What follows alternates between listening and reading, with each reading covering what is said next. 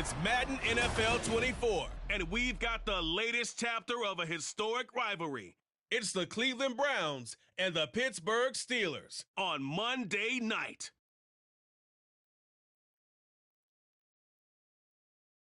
EA Sports coverage of the NFL brings us to the world's steel capital in the city of bridges, Pittsburgh, Pennsylvania, and Acrisure Stadium. Tonight we've got the crew set for what should be a real treat, a great Monday night matchup, as it'll be the Cleveland Browns taking on the Pittsburgh Steelers. Here in the Steel City, I'm Brandon Gaudin, joined by my partner, Charles Davis. And Charles, it doesn't matter what year it is, who the players are that are wearing the black and gold. It is never an easy assignment to come in and win here in Pittsburgh on this field. And this team always takes on the identity of this city. They're going to be tough physically, but they're also going to be tough mentally. Just 3 head coaches in 54 years. They've established their program. They know who they are. Good luck coming in and trying to take one from the Steelers. Meanwhile, for the Browns, they come off a 7-10 season a year ago. Not great, but not a total loss either. Now, you think there are building blocks in place? They are there. Look at what they did last year. Their pass defense was number 5 in the league. Their rushing attack, 6th best in the league. They have players. They have a system. They just need to put it all together.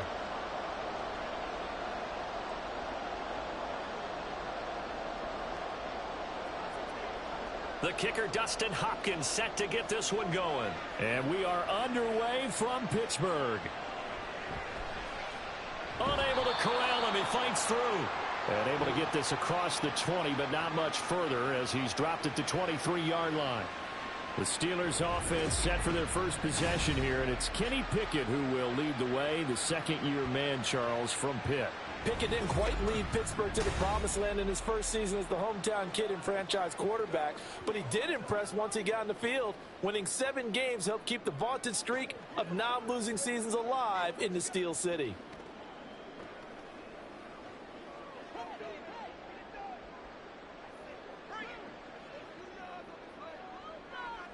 Throwing first play is Pickett. And the Browns pressure gets to him that time, and he's going to go down. It was Myles Garrett that time who got in there and brought him down. How about the defense there trying to set the tone on the very first play of the game? Yeah, there's a little bit of a glow here tonight because they brought the heat right out of the gate. What a good job establishing a tone for this one. Now the third-year man, Najee Harris. And a short gain across the 15 to the 17-yard line. Vision is so important for the man in the middle because his ability to look through all the clutter that's happening in front of him, diagnose a play, and then go make it and finish it, that's when the great ones know that they have the goods. On third down, here's Harris. And he'll get this to the 23, but that'll be well short of what he needed. It's a gain of 6, but not enough, as they'll be forced to punt on their first drive of the game. A quick burst there, and he nicely bit off a pretty decent gain.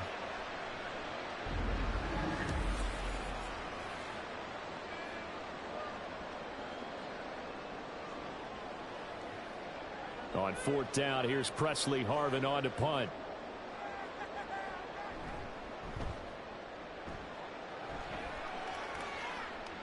Fair catch called for and made at about the 32-yard line. Now the Cleveland offense ready to go to work behind the 3-time Pro Bowler Deshaun Watson in his second season now as a Brown, number 7 overall. Just 6 games played for Watson in his debut season with the Browns, which really limited how much he could step into the franchise quarterback role for the team. But he gets a full slate to do so this season. Remember, his last year in Houston, over 4,800 yards. They expect excellence from him. Watson and the Browns now with a 1st and 10 at the 33-yard line. Now the NFL's 3rd leading rusher last year, it's Nick Chubb. And they'll get him down after a pickup of 8, 2nd and 2.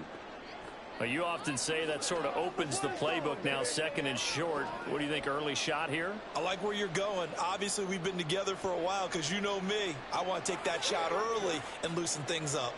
From the 41, here's 2nd down and 2. From the gun, here's Watson. Drops it off for Chubb. And he'll get up near the 45. They'll spot it at the 44. They'll get 3 as the drive continues. It's a first down. Well, that was a pretty favorable situation there. What would you call that? Second and manageable? Smart play, too. Didn't force it downfield when he didn't have it. Just checked it down, let him get the first down, and that's exactly what he did.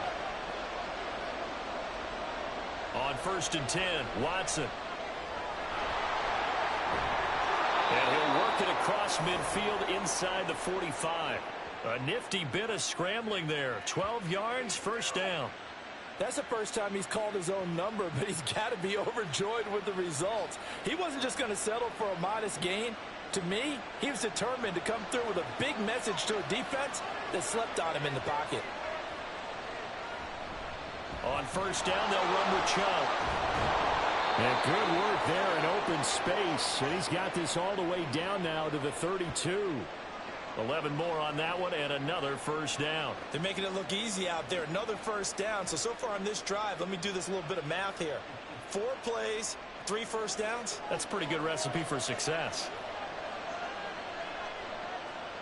Now a first down throw, Watson. This short pass into the hands of Njoku. And he'll be marked down at the 26 with a gain of 7. Deshaun Watson, and when you think about the toughest quarterbacks in the league to game plan against, he's got to be in your top 5, does he not? And when you talk about game planning, putting him in the top 5, that's an easy call because he can make every throw. That's not an issue at all. He has great touch delivering the football. But that mobility, that added dimension, when he escapes the pocket and those receivers find their way open, short, medium, and long, he finds the right guy. And last but not least, his toughness. He can stand in the pocket, take a hit, and deliver. 7th play of the drive now as they come up on a 3rd and 3. Watson now to throw. Going out wide, finds Chubb. Just a gain of a couple there. And that's going to bring up a 4th down. Well, it looks like they got what they wanted. They got the completion, but they weren't able to break any tackles or gain nearly enough yardage to pick up the first down. Now to be 4th and short. It would be a very makeable field goal try from here, but instead they're going to go for it.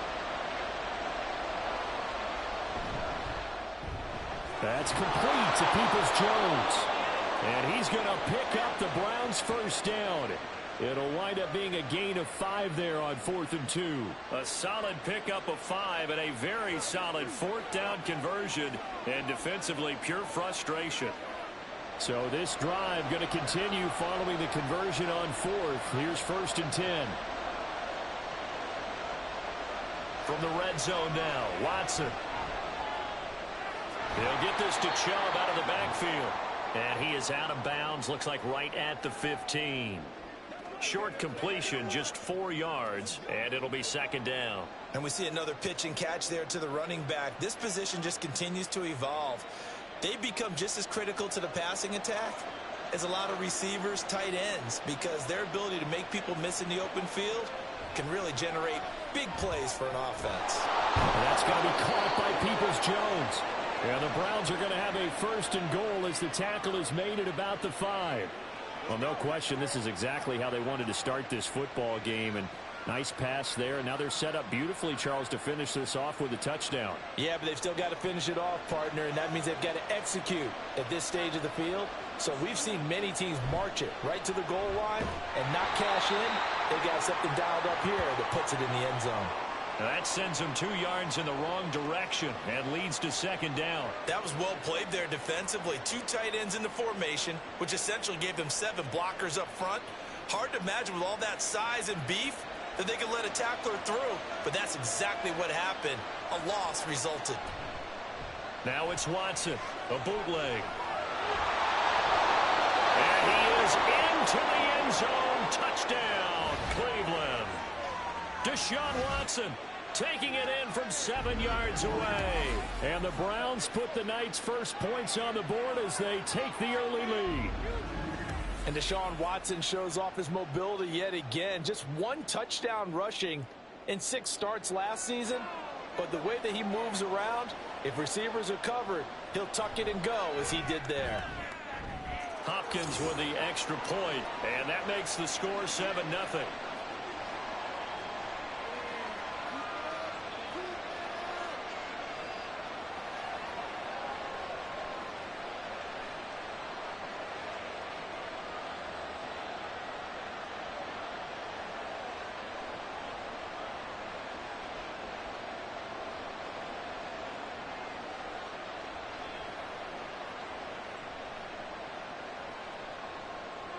Following the touchdown, Dustin Hopkins will kick it away.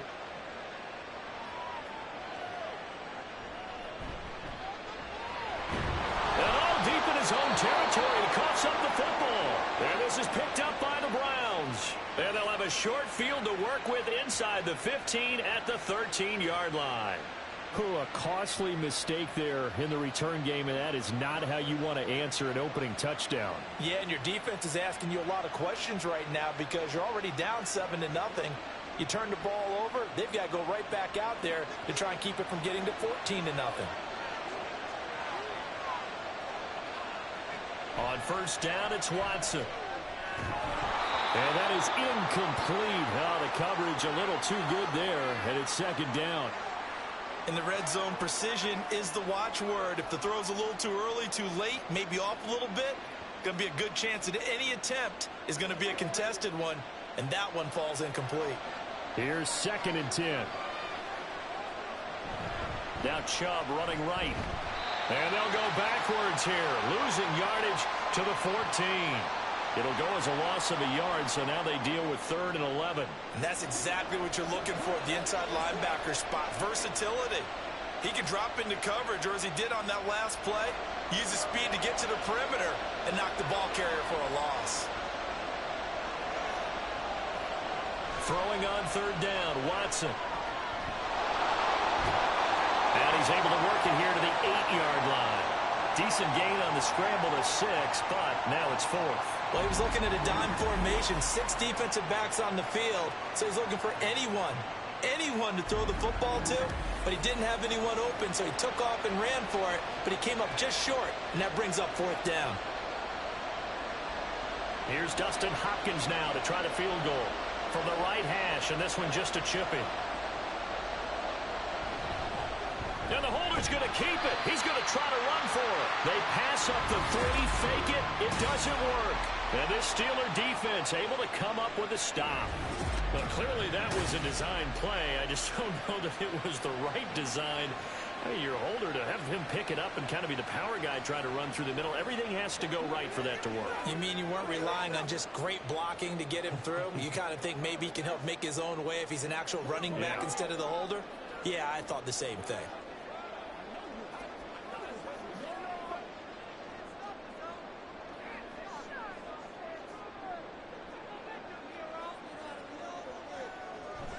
Off play action. Pickett.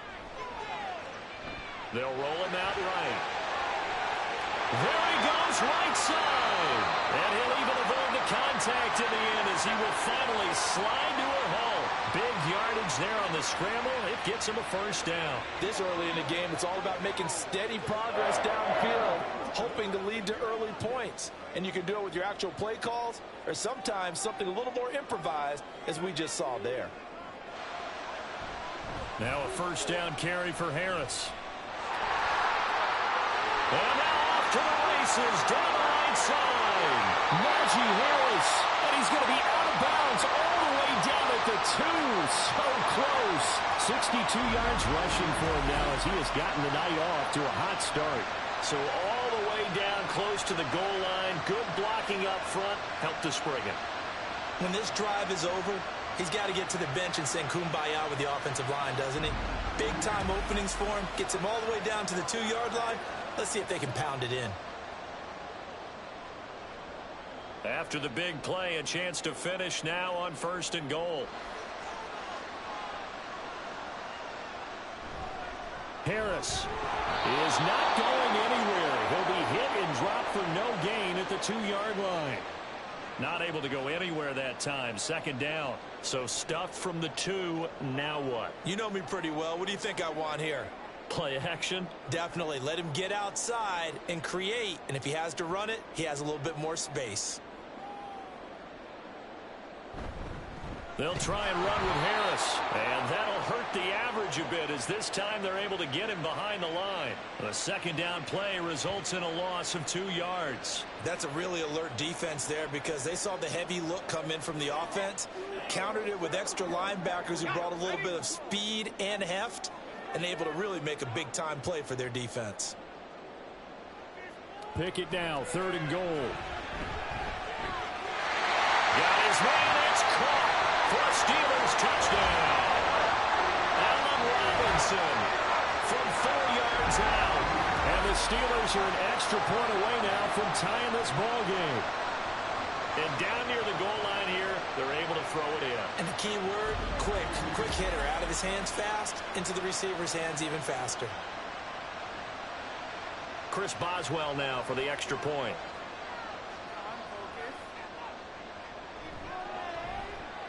It's up and good. So these teams match touchdowns here in the first quarter, and we're tied 7-7.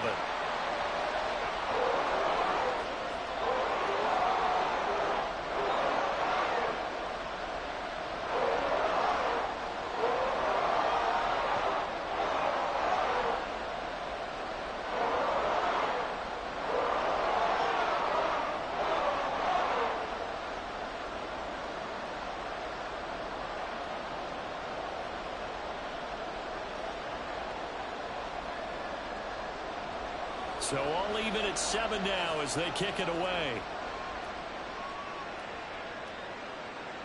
And he won't return this one. He'll go down to a knee, and they'll start at the 25. Cleveland offense making their way out. Let's go.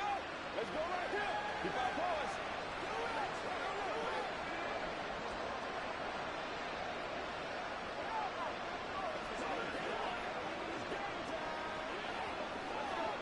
Watson and the Browns now with a 1st and 10 at their 25-yard line.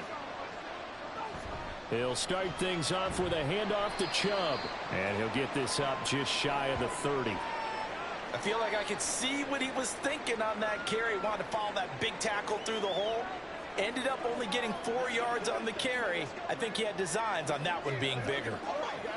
2nd and 6, just inside the 30.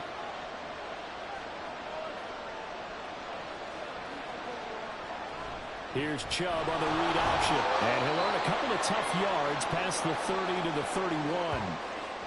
Typically, we think it's the strong safeties that are better tacklers, especially closer to the line of scrimmage amidst traffic. But in this case, how about the free safety coming up and making the big-time play? This now a 3rd and 4. Here's Watson. They set up the screen to Chubb. And he'll be taken down, but he does have 1st down yardage. Now it appears we have a Steeler here slow to get up. Well, now they're going to come out and take a look at this injury, and we'll be back in a moment.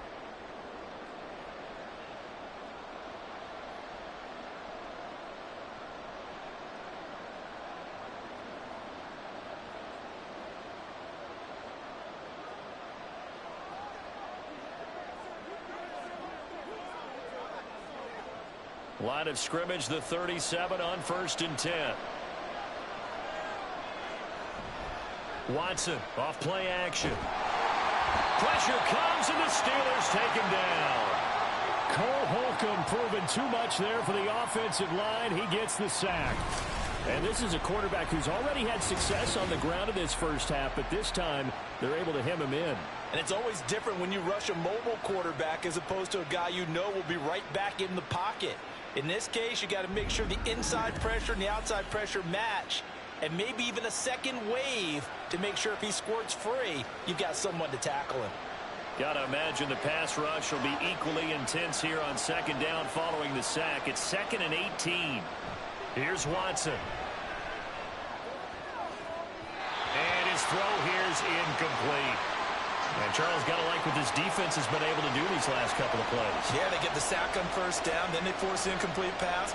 Now they're just a play away from getting the football right back, but it's a big play. They've got to hold up. An incomplete pass on that last play, and that means they'll need to come up with something here on 3rd down. Watson. And that is incomplete. 1 first down here, and that's all, folks. Good work by this defense to hold things in check and force a punting situation. On 4th down, on is Corey Bojorquez to punt.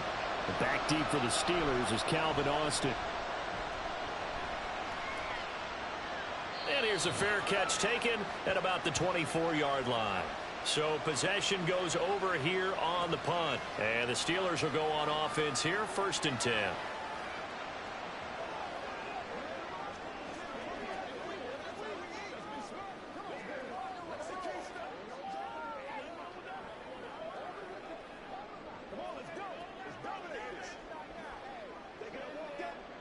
Pickett leads the Steelers up here with a fresh set of downs. At their own 25-yard line.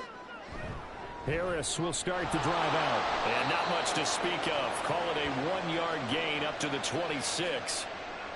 Well done to sniff that out defensively. He had it diagnosed pretty quickly. I love that description because diagnosed is perfect on that one. Read his keys, made the play, and he couldn't even get going moving the football. The last play got just a yard. Here's 2nd and 9 from the 26. Back to throw. Pickett. That ball caught by the former Toledo Rocket, Deontay Johnson. And Johnson going to have a Steelers first down as the tackle made up near the 35. Well, that certainly has to feel good. And it's not all the time that the play caller should get all the credit.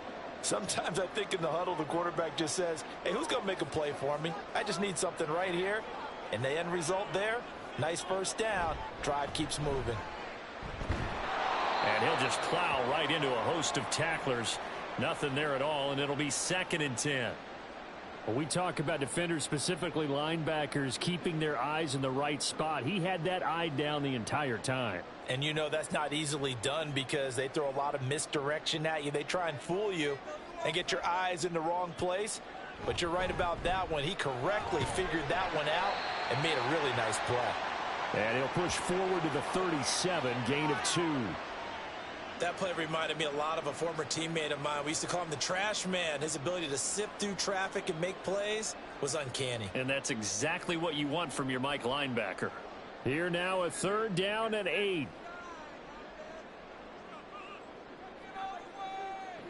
Looking to throw. Pickett. Can't get away, and he's taken down.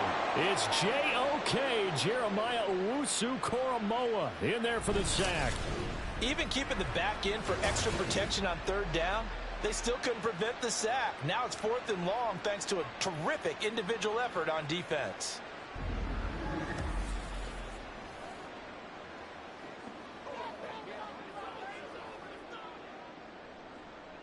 Here's Presley Harvin now.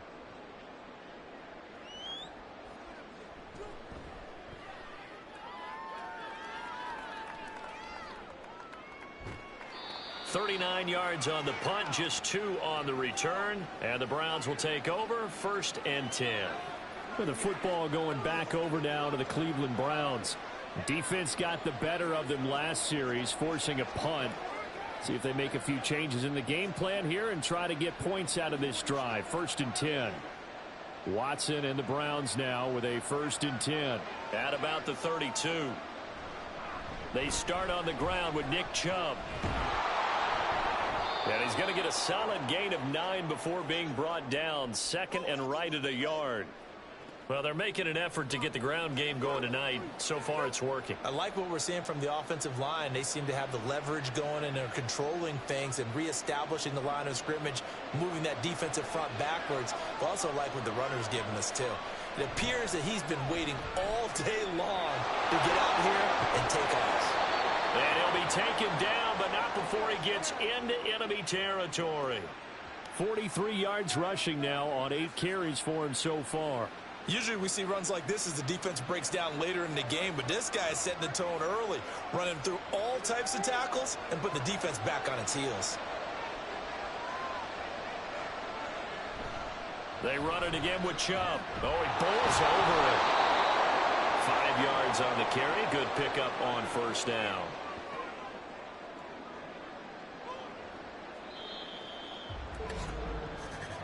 These two teams all tied after 1. The start of the 2nd quarter, and it's the Browns in control of the football. Here's a 2nd and 5. As they've got it as we resume action. They go with Chubb on 2nd down. And he's going to get it down to the 33-yard line here. That one, a 1st down pickup of 8. We use the word relentless a lot with guys who are aggressive on the field. In this case, it really fits, doesn't it? How about his ability to break tackles and his feet never stop moving? So they'll come up 1st and 10 now from the 33.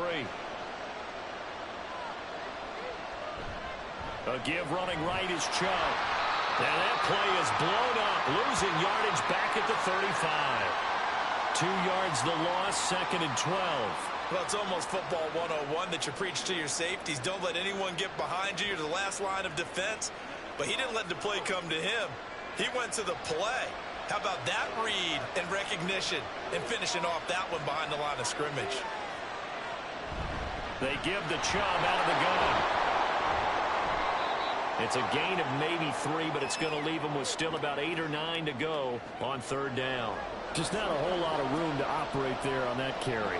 No, not at all. They did a really nice job staying in their proper places and not allowing any lanes to open up. They got to get to the 23 here on 3rd. To throw is Watson. And he'll be taken down, but he does have 1st down yardage. It's a 9-yard gain, and it'll keep the drive moving. This is where the NFL is headed year by year, partner. A league where just about everyone has someone under center who can get you with their legs as well as their arm. And we've certainly had a nice display of that from both QBs in this game. And that continued with that 1st down run.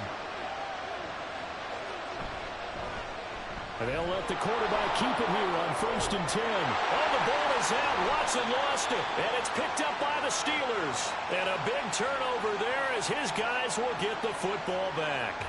This drive didn't end well, but if they can keep stringing these together, they'll like what they're doing. That was an 8-play drive before it ended in a fumble. So the takeaway's got to be doing what we want to do and doing it well. Just got to take care of the ball at the end. The Steeler offense set to regain possession. The last series for them, a little disappointing, forced a punt. And now they'll try to do better here and come away with some points as they begin this drive. 1st and 10. Pickett leads his Steelers up here with a fresh set of downs at their own 17-yard line. Following the fumble recovery, Pickett finds Pickens out right.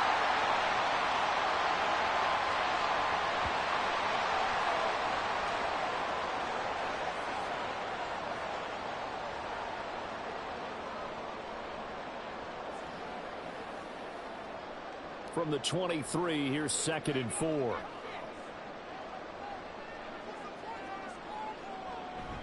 Pickett now to throw off the play fake. Well, a quick throw there, but it's going to be incomplete. I think he could have scanned downfield forever, but there wasn't anything available. Ends up throwing an incompletion, and I think he'll take that.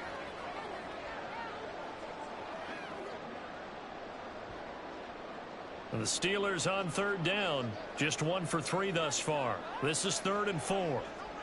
Now Pickett. And this is going to be incomplete. That is certainly one way to frustrate a quarterback. Run those extra defenders on the field. Dime package, lots of speed, no space to fit in the football. On is Presley Harvin now as he'll send this one away. He's been a busy man here in this 1st half as he gets it away. And a fair catch called for and made just inside the 35-yard line. It'll be a 39-yard punt, no return. And they will take over 1st and 10. And now Cleveland geared up to take the field. And a fumble last time. Ball security. Talk about it all the time in the National Football League. They've got to be better at it on this drive. Don't you think that when every team gets together for the first time, I don't care if it's OTAs, mini camps, first day of camp in the regular season, ball security comes up about, what, the 2nd sentence of the coach's address? And those are so many drills focus on that. All the time, and they do drills to make it even tougher to simulate game situations. Doesn't always work out, though. T.J. Watt, always a disruptor, there to blow that play up. Sometimes you just sit back and marvel at what he can do defensively. Speed, strength, quickness, he's the whole package. And that package just wrapped up the runner for a loss. 2nd down, here's Chubb again. And he'll get this to about the 34, a gain of just 3.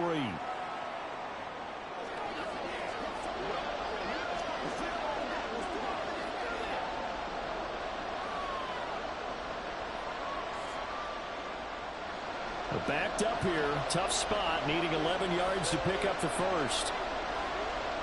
From the gun on 3rd, Watson.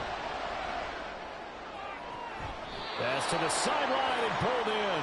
And he's going to be out of bounds right at midfield. Cooper's first catch and good for a first down.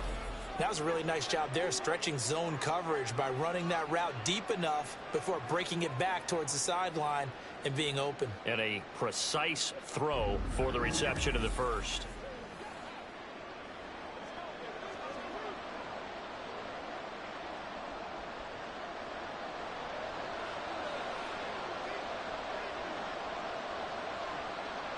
From the 50, it's Watson. This is the tight end, Njoku. That's good. The completion there for 7 yards, and that's going to bring up second down. Nice rhythm throw there on first down. He located his tight end, made it a nice, easy pitch and catch. Hoping he can break a tackle or two. Wasn't able to do that there, but still good yardage. From the 43, it's 2nd and 3.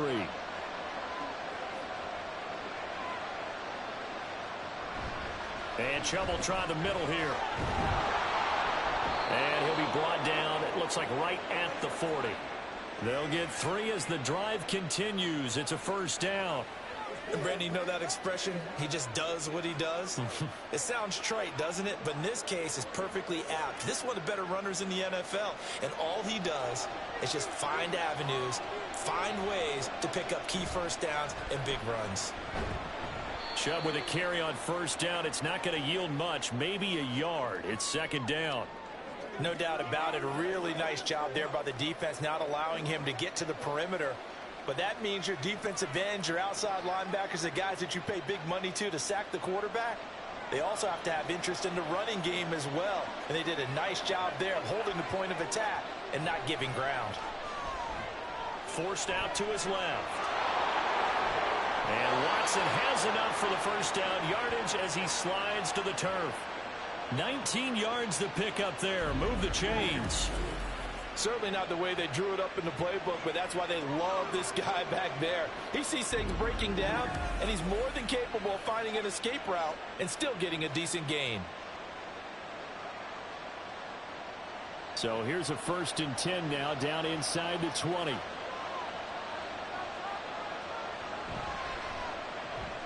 He's got Njoku, his big tight end. So the completion good for just 3. And it's second down. It's vitally important to wrap him up immediately, because if you let that big guy get ahead of steam up, boy, then you've got real trouble trying to get him down. But they're able to hold him to a short gain on first down. The 2nd and 7 with our score tied at 7, but they're planning to change that soon. Only question, will they get 3 or 6 out of it? Throwing there, but this pass is going to wind up incomplete. Elijah Moore, the intended receiver, and it's third down.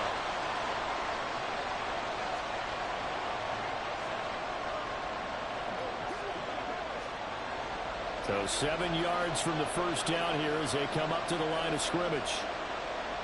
Now it's Watson. And that is incomplete. The Steeler defense locked in, forcing an upcoming 4th down. This defense has certainly played well so far in this game, and the coverage has been tight on just about every throw. Forced a few here so far in this game, and now it brings up 4th down.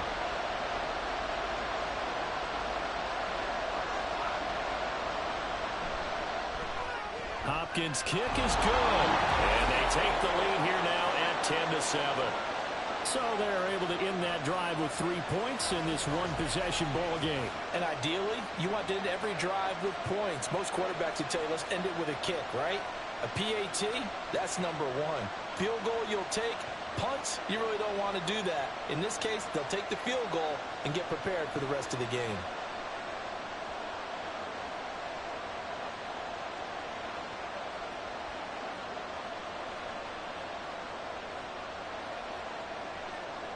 Following the made field goal for 3, Hopkins now to kick it off. Taking it about the 1. And he'll be stopped up at the 25. Now the Steelers getting set and ready for their next possession. These guys definitely hoping for a better showing than their last appearance. They couldn't really even move the football much beyond the shadows of their own goalpost, Charles. We'll see if they can get a better, more sustained drive going here. Yeah, and every team that we ever talk to says the exact same thing. When you start a drive from that deep in your own territory, The goal is a minimum of at least 2 first downs, because even if you have to punt then, you change the field position, right? You flip the field a little bit. They didn't get that done. This time they want to string together a nice drive and help themselves out. 70 yards for him on the ground so far tonight, as he has been terrific in this first half. Well, no matter how they phrase it, staying on schedule, staying ahead of the sticks, whatever you want to call it, 7 yards on first down, that fits the bill. Here's a 2nd and 3 now from the 33. They stay on the ground. Again, it's Harris. And Najee going to have a Steelers first down as he'll get this up past the 35-yard line. Sometimes I get almost mesmerized watching these runners who have great vision. You know, those eyes that carry their feet to open spaces, make people miss. I just love watching those guys go to work. So from the 36 now, 1st and 10. Harris running straight ahead. And he'll power his way forward for about 4 yards there on the first down carry. And that was a quality play to start a new set of downs. That was simply an offensive line winning the battle up front and winning in a big way and giving their guy in the backfield a nice lane to hit. 2nd down and 6 now.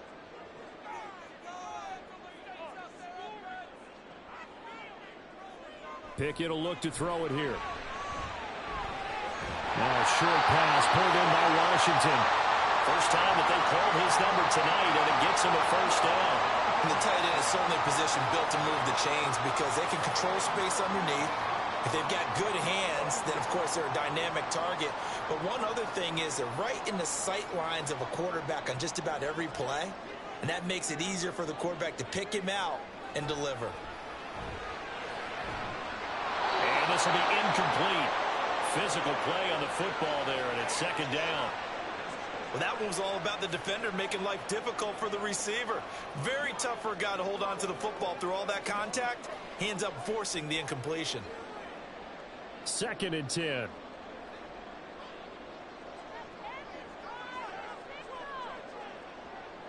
Here's Pickett.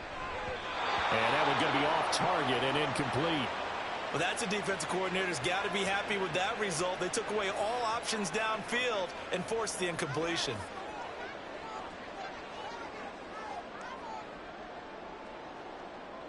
The offense on 3rd down tonight, they've only converted once in 4 tries. This is 3rd and 10.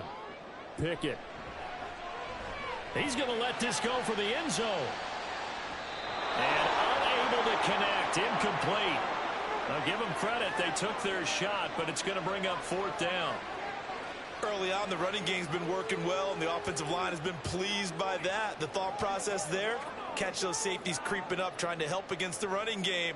They tried to hit them over the top, unsuccessfully. So they're forced to punt on 4th as this one's away. This is taken at the 15. They'll score that a 36-yard punt, and out will come the offense as they take over. Heading out is the Cleveland offense now as they get set to take over here. And they split the uprights last time for 3. They've got the lead. They're not going to play this conservative. They're not hoping for another field goal. They're hoping for a touchdown. I'm with you on that one. I like where your head is. I like the way you're thinking because you're exactly right. Trying to sit on a lead and play that way, that doesn't work too well for most teams. Run your offense. Run what you do best. Exactly. Put it all the way down and try to increase your lead in a big way. And the best way to do it, touchdowns. Here's a throw, complete right side to start things out. So much goes into a successful play, doesn't it? How about that play action there, freezing the defense just enough to bring the tight end free downfield for the completion.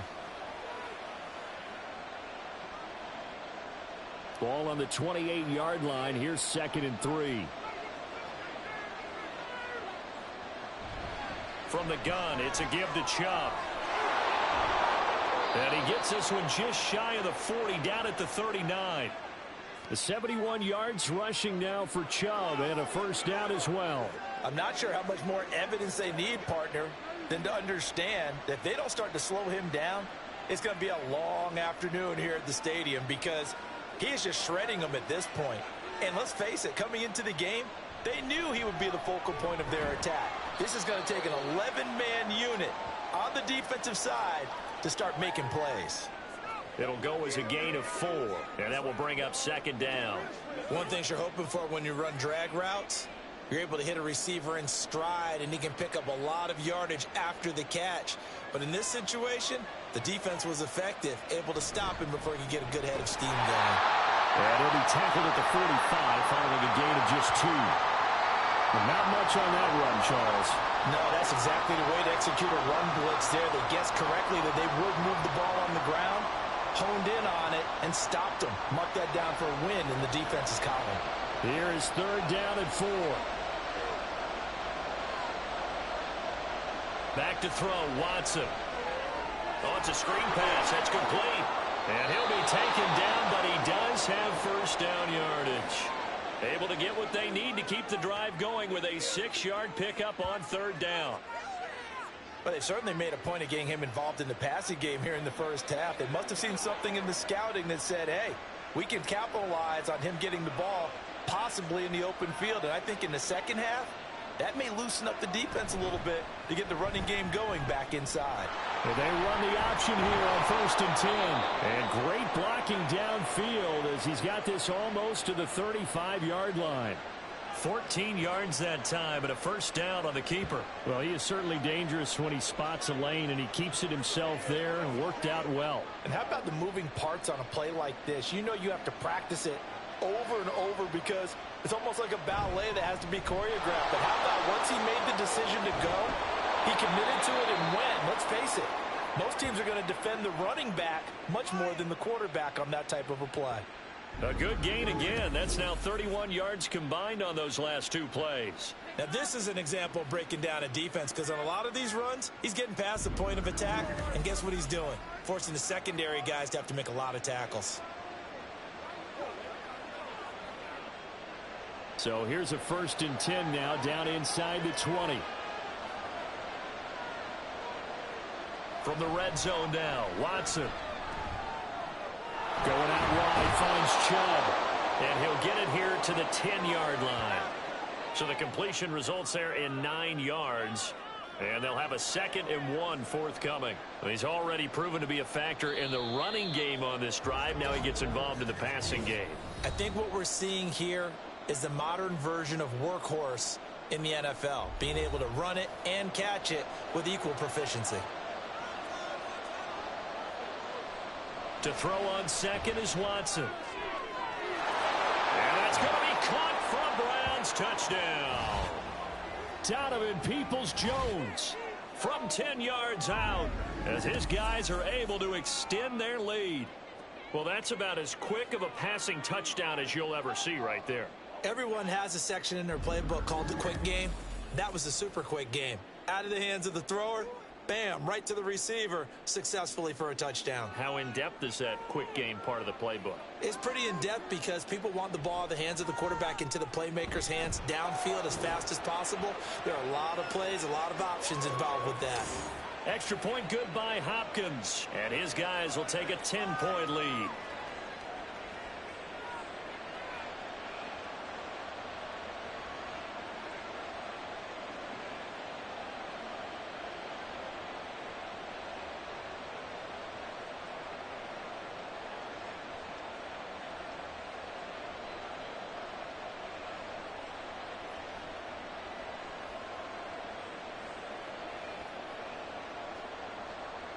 Following the touchdown, Dustin Hopkins will kick it away. This fielded right at the goal line. Oh, a good return up past the 30. And he goes out of bounds just shy of the 40, right around the 39, so solid starting field position. The Steelers offense now, they get ready to head back on the field. They trail by 10, 17-7 as they come up on a 1st and 10.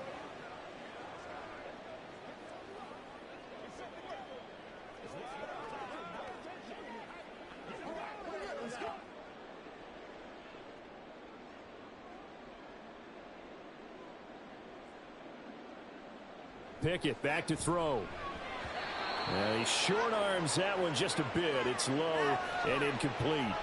That certainly appeared to be a play call where they were just trying to make 2nd down, 2nd and short. I think they thought the coverage was off a little bit more than it was. Nice job there pressing up on it and forcing the incompletion. Now a 2nd and 10. Pickett, he'll look to throw it. That's swung out wide to Harris. And he'll be out of bounds after getting this one across the 40. 4 yards the gain, and it'll bring up a third down.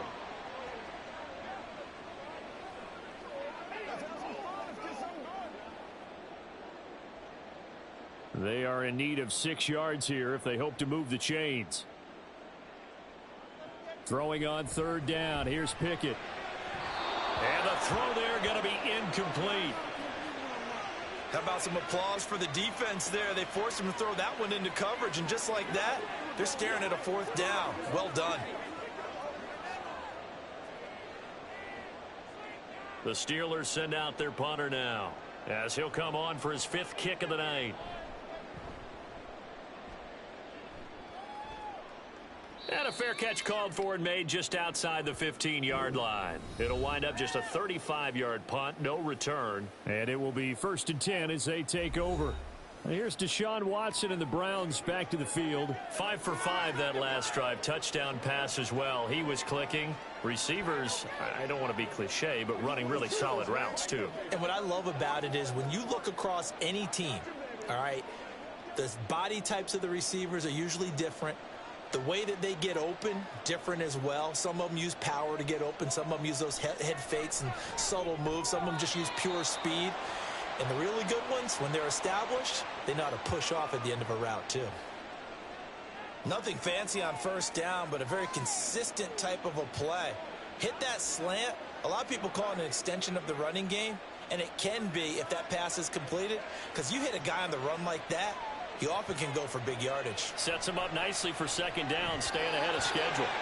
Throwing again on 2nd down, but this time it's incomplete. Just a little beyond the reach there of his receiver. That's probably one he wishes he had back. He wishes it had been 7-on-7 in practice, or maybe even routes versus air, because that's a completion he makes, what, 9.9 times out of 10? Just missed that one. A shotgun snap for Watson. That ball nearly intercepted, but he could not hang on. Oh, pick there certainly would have been nice. Instead, at least, it'll be 4th down. That might be the 3rd down stop that they needed, because they've had a lot of trouble slowing down this offense in the first half. This might be their opportunity to get off the field. On 4th down, on is Corey Bajorquez to punt. First kick, 47. This one looks good as well. Now Austin. Call that a 41-yard punt, 6 yards on the return. The Steelers taking over now late in this first half. And with good starting field position and 3 timeouts as well in their pocket, no reason not to try and put a late scoring drive together.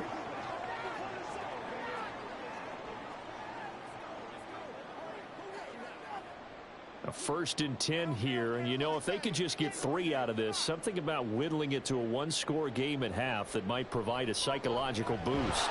And he's taken down. This will be a Brown sack. Now the Steelers use the first of their 3 timeouts as they get the stoppage with a little over 50 seconds to go in the first half.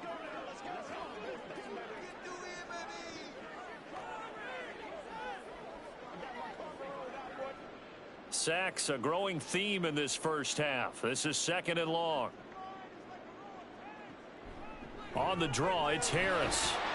And he's across the 40, 3 extra yards to the 43.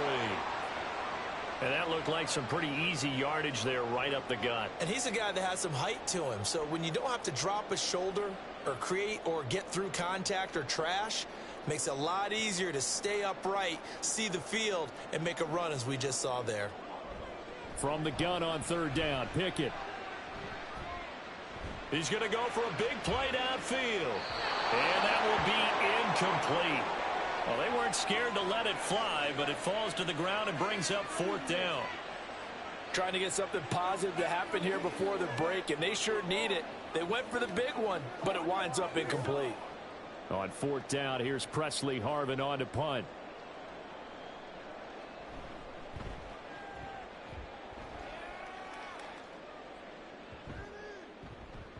Yeah, he was looking for the checkup bounce, didn't get it. That scoots all the way into the end zone now for a touchback.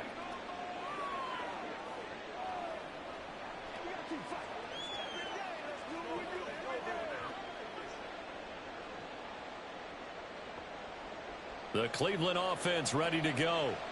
And with a 17-7 lead, maybe they're just looking to get into the locker room. And they're just going to run it here up the middle.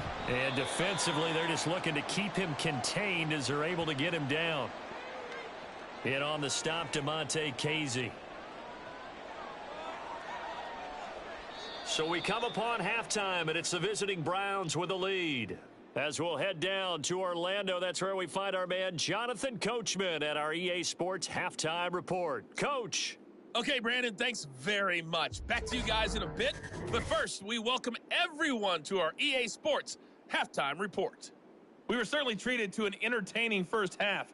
Both these teams with some high points and maybe a couple of low points as well. So it's going to be a question of who can be the most disciplined team going forward. All right, Coach, thank you very much as we welcome you back for quarter number 3. Good shot. Good shot.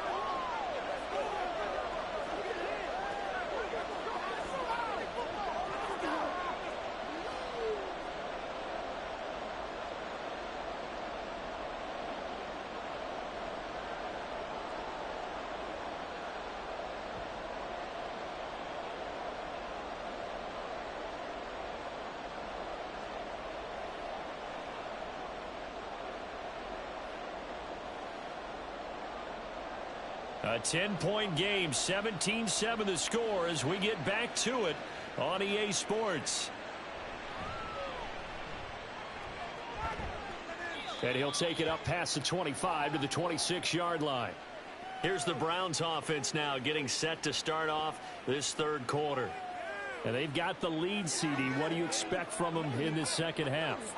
Well, I liked what they were able to do on the ground in the first half because they had a lot of success running the ball, and I certainly think we'll see more of that. But I'd keep an eye on that defense, and I think their coaches up in the box will do the exact same thing. If they start to see one or two guys start to creep towards the line of scrimmage, that'll be licensed to take some shots downfield.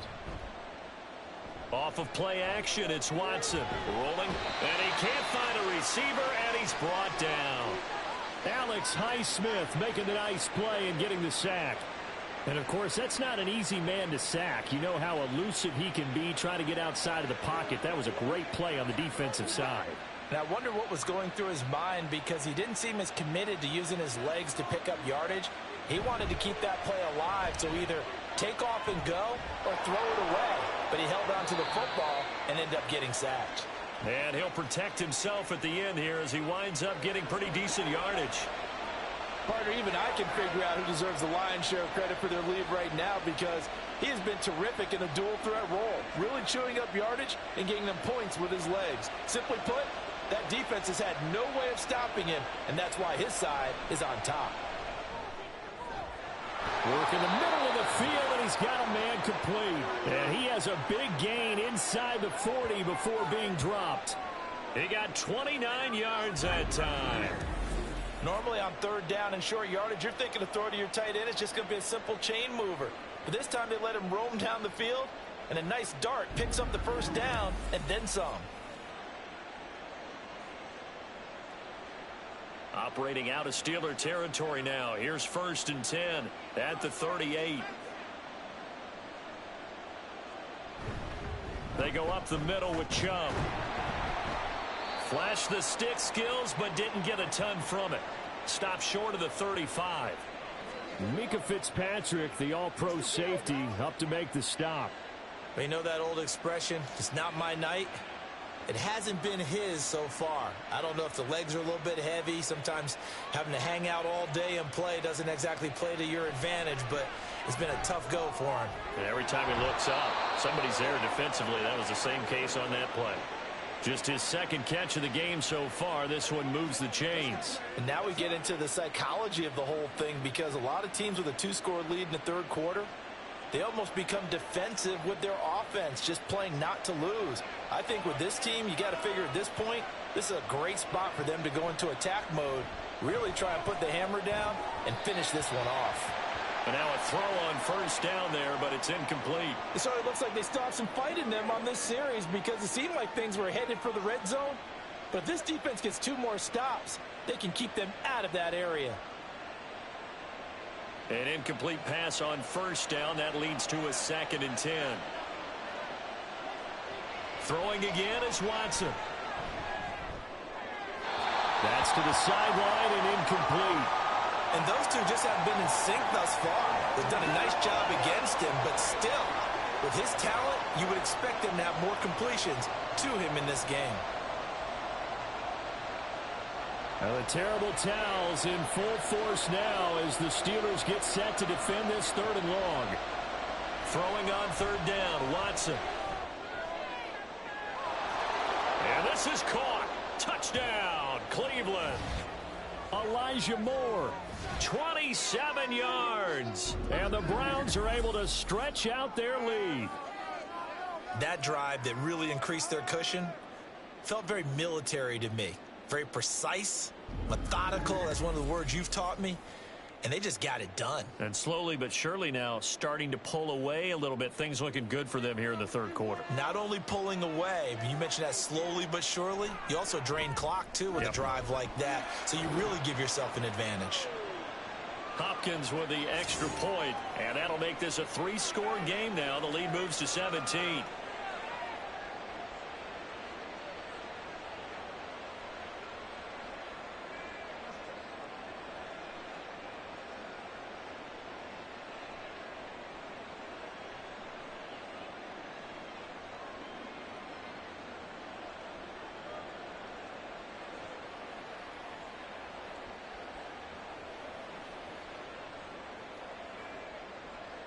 Following the touchdown, Dustin Hopkins will kick it away. Austin elects to bring this out of the end zone. And he will be brought out here inside the 20. Good coverage as he's dropped at the 17. Time for the Steelers offense now to get set for their first possession of half number 2.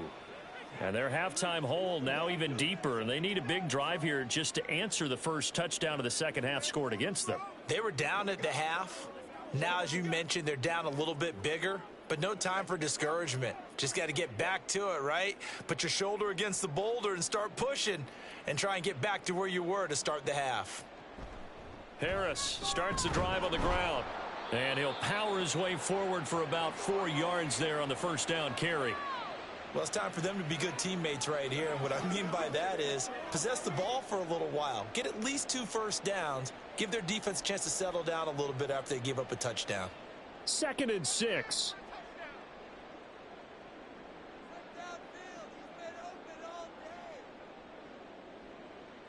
Back to throw, Pickett. A short one there to Freiermuth. And Freiermuth going to have a Steelers first down as he'll get this up close to the 30-yard line. That one a first down pickup of 8.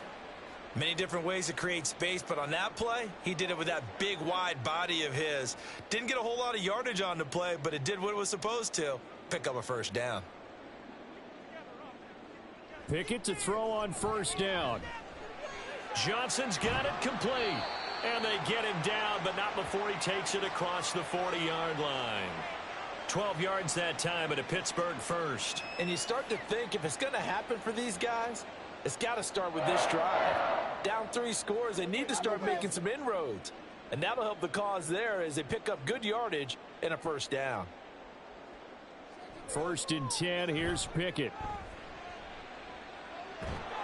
And the Browns pressure gets to him that time, and he's going to go down.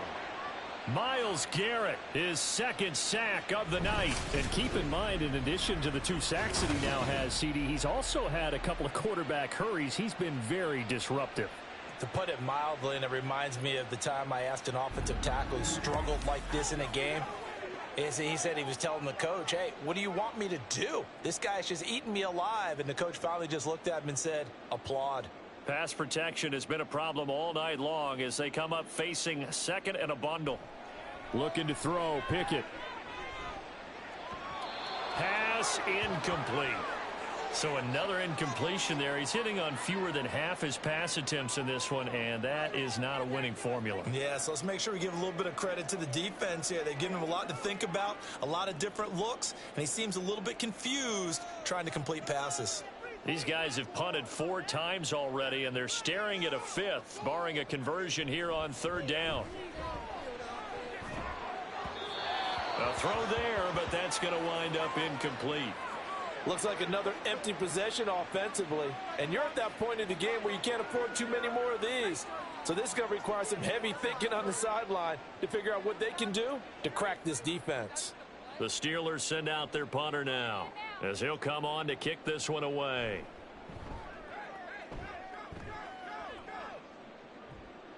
And a fair catch signaled for and taken just outside the 20-yard line. A 41-yard punt there with no return. The Browns set and ready to go on offense. This drive here beginning probably with a pair of motivated groups. Remember, the offense scored a touchdown on their last time out, looking to repeat that in Charles's defense. They were very frustrated after giving up 6 the last time on the field. And frankly, it's just a battle of wills in a lot of ways because you know they're both motivated. They both game plan for this drive, and they both have specific outcomes in mind. To me, it just comes down to who can execute better and which side can step up and assert its will over the other. 2 yards the loss, 2nd and 12. But they're certainly not neglecting their run duties as well as they ate up the blockers in front and allowed the secondary to get home. So the opening play of the drive goes backwards. Now they'll come up on 2nd and 12. From the gun, here's Watson. This will be a gain of about 8 to the 27-yard line. In today's football, where receivers break tackles, make people miss, get upfield for the extra yardage, when you see a play like that where it's caught and he's dropped on the spot, that's a big-time play by the defense. 3rd and 4. Now Watson. And he can't get rid of it. He's taken down. DeMarvin Leal fighting through to bring him down that time. He's certainly one of those quarterbacks that can burn you with his mobility, but that time able to hem him in and get him to the ground. Perfect descriptor right there about how they kept him in the pocket. Excellent job of containment, but they were still able to continue to bring such strong pressure without letting him escape.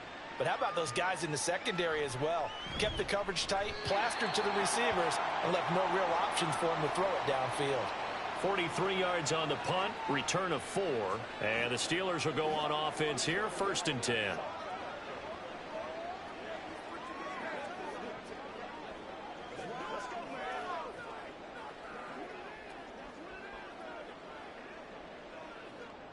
Pickett leads the Steelers up here with a fresh set of downs at their 35-yard line. They run the play fake. Here's Pickett. That's to the right sideline, and it falls incomplete. So the pass goes out of bounds, but he was not outside of the tackle box when he threw that. He's got to be careful. You and I both know if it's even close, they're going to give it to the quarterback. They don't want to throw that flag unnecessarily. So if you're just in the area, you're going to be okay.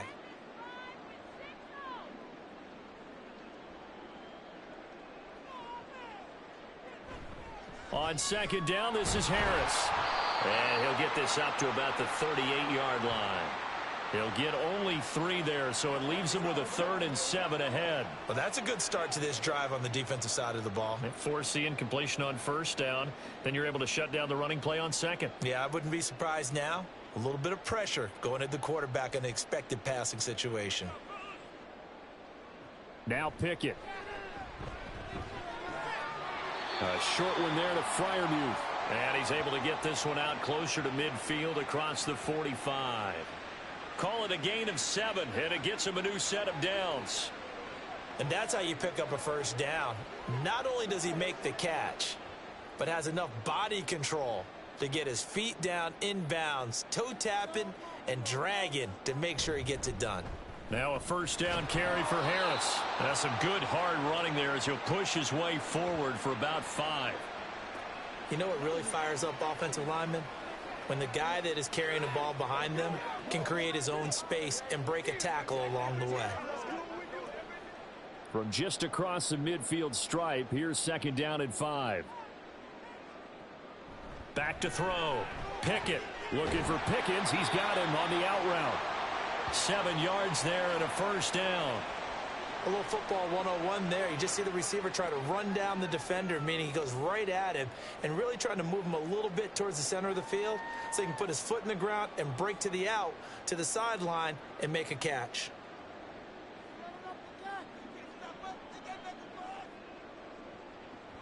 A run with Harris out of the shotgun. And they're going to stop him right at the line of scrimmage. Just no cutback lane to be found whatsoever. 2nd and 10. His carries tonight, they're getting up there, so maybe one of those every now and then is understandable. I would agree with that. Understandable every now and then. Sometimes you come back and you fake it to him and go play action. But other times you say, okay, they got him on that one. We'll come back to him in another carry. Harris going to get it again on 2nd down. And not even back to the line of scrimmage this time as they're on him quickly once more. He lost 4 there, and it's 3rd down. And they have just not been able to block him at all throughout this game. Seems like every other play, he's doing something in the backfield. Already got 2 sacks, and now here's a tackle behind the line. Now on 3rd and long, they'll look to throw. And that will be incomplete. This has kind of been the story all night long, hasn't it? An inability to really get much done on 3rd downs, and it's costing them. The Steelers send out their punter now as he's on here to punt it away. And this one will not be returnable as it sails out of bounds. Now the Browns offense, they get ready to head back onto the field. This crew had to punt last time they had the ball, but when you've got a lead like this, you content to play the field position game? You are to an extent, especially if you like your defense, because you have the lead, you've been controlling the game. But why put them in a tougher spot? You want to get out there and get something done on offense and maybe take command of this game yourself. On 1st and 10, Watson. Quick throw, and he's got Amari Cooper. You can see the time and effort and thought that they've put into their passing game because it was evident right there. It looks like a simple pitch and catch, but you and I both know that they have planned for this and worked hard to make it happen. A good position to be in here, 2nd and inches. Up the middle, it's Chubb, and he'll be brought down shy of the 40 at the 38-yard line. Only a gain of a yard, but that's all they needed. 2nd and inches is oftentimes an invitation for an offense coordinator to take a big shot downfield because he feels like he can come back on 3rd down and pick up the 1st down.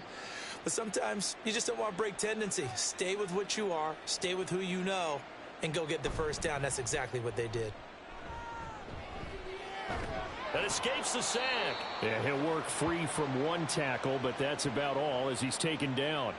He'll get 3 yards on the scramble there at 2nd down. His running ability has been an extra dimension of their game plan thus far. For once, though, he doesn't create any magic against the front that's prepared for him to try and take off. Here's 2nd and 7. Here's Watson. Throwing quickly there, but it's incomplete. Not his best throw there, but where we sit right now in the 3rd quarter, he's had a pretty good game throwing the football. He certainly has, and it's not exactly at the point where we're doing 4-minute offense yet, but they've got to think about, I'm not going to say milking the clock, but understanding clock management here on out. Now it's Watson. This short pass into the hands of Njoku. And he goes out of bounds. It looks like right at the 50. His 5th catch tonight, and it's good for a 1st down. 5th catch of the game for him there. Yeah, and the tight end position is now becoming a volume pass catcher. Used to be occasional, right? Safety valve. Throw one to him every so often, but mainly they want him out there to block. Nowadays, an integral part of the passing game, and they create such great mismatches that they often become the leading receiver.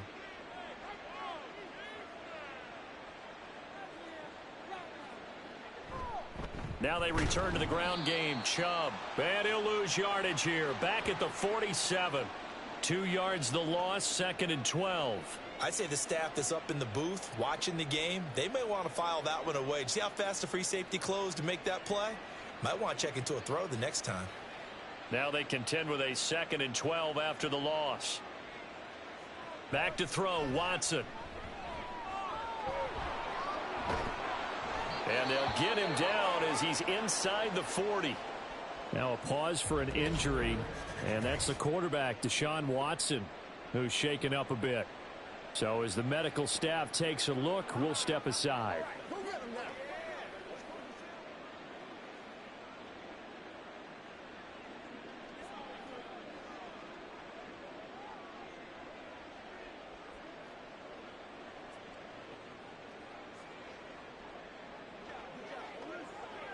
Operating out of Steeler territory now. Here's 1st and 10 at the 38. Now a give left side for Chubb. Powers through. And he's brought down at the 34. Call it a gain of 4.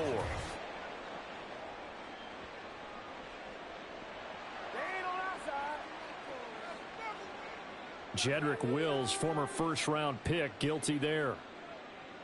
So following the hold, they're in a bit of a hole here with a 1st and 20.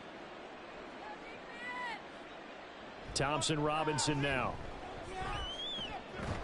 And that's going to be caught by Peoples-Jones. And he'll go down, but not before getting this inside the 30. 23 yards, the final tally. And while we may be looking at the scoreboard, this offense certainly is not, because they're showing no signs of backing down, even with a 3-score lead here in the 3rd quarter. I think they keep taking their shots. They've seen blown leads happen throughout this league. They don't want to fall victim to it themselves. On 1st down, they'll run with Chubb. And he's going to take this ahead for right around 3 yards, but no more than that. 2nd down. Well, that's just a pile of bodies there, and that's when you kind of find out who's a tough guy, right? Who can stand up and make a play. It was only a 3-yard run, but for both sides, they had to walk away from that feeling like, okay, I can stand up when the going gets tough in here. Watson now to throw. That is incomplete.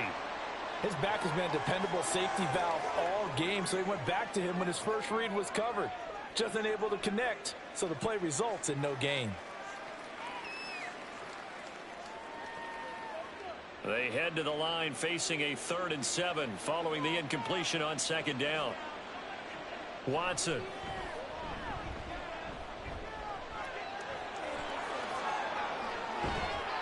And he doesn't quite make it, taking it within an eyelash. Dropped at the 1. Deshaun Watson, so multi-dimensional, able to scramble for the 1st. These are running back numbers that he's accumulating right now. Received double-digit carries and has rewarded them by breaking the century mark in rushing, in addition to what he's done through the air. Definitely MVP caliber football. And he's in. Touchdown, Browns. Nick Chubb punching it in from a yard away as his guys are able to push that lead out a bit further. Well, nothing fancy there, Charles. You had 3 tight ends on the field. They were going to run the football. The defense knew it, but the defense couldn't stop them. And I haven't met an offensive line yet that doesn't get more satisfaction out of running the football into the end zone than pass protecting. They had determination on their side, and they got it done. Extra point good by Hopkins. And the lead is now 24.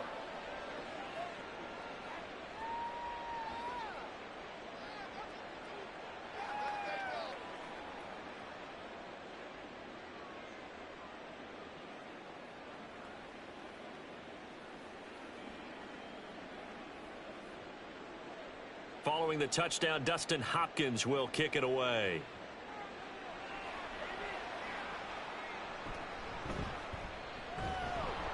And he's up past the 20 to the 22-yard line. And Pittsburgh getting set to take the field. And here we are almost through 3 quarters of play, and this passing game still has not really found any kind of rhythm. Put it mildly, because they're not even over 100 yards yet. And in today's NFL, where it's a pass-first league, that is quite surprising. Not many teams patient enough to stick with the run. Everybody wants to advance the ball through the air. They've got to get their timing back. Pickett leads his Steelers up here with a fresh set of downs. At their own 22. Harris will start the drive out. And he'll power ahead, but only for about 3 yards. 2nd down coming up.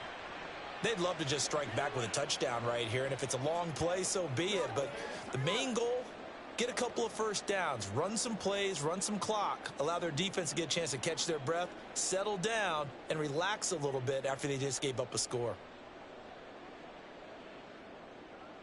Here's Pickett on 2nd down. And he's taken down. This will be a Brown sack.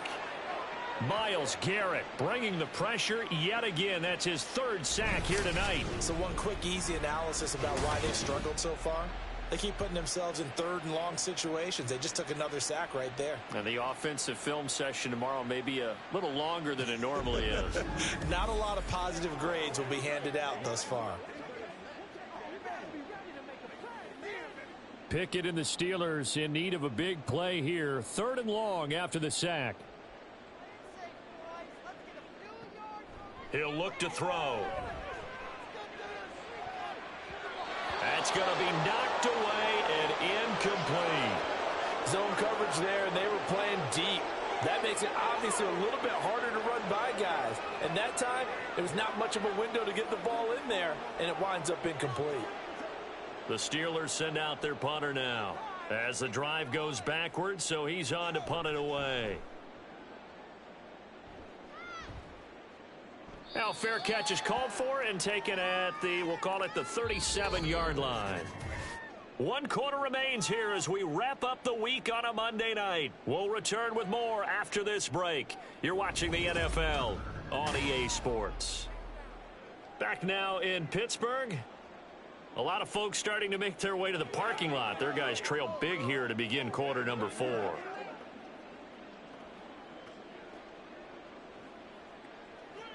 The Browns drive about to get started. Well, the win for them at this point seems pretty assured. I mean, still a decent amount of time left here in the 4th quarter, Charles, but you got the football. You're up 3 scores. They have to be feeling really good about where they're at. I love your observation skills, partner, because I think you saw them charge onto the field fired up about another chance to get into the end zone. Looks to me like this group is ready to crush any hope left on the opposing sideline, and they want to do it with some gusto, too.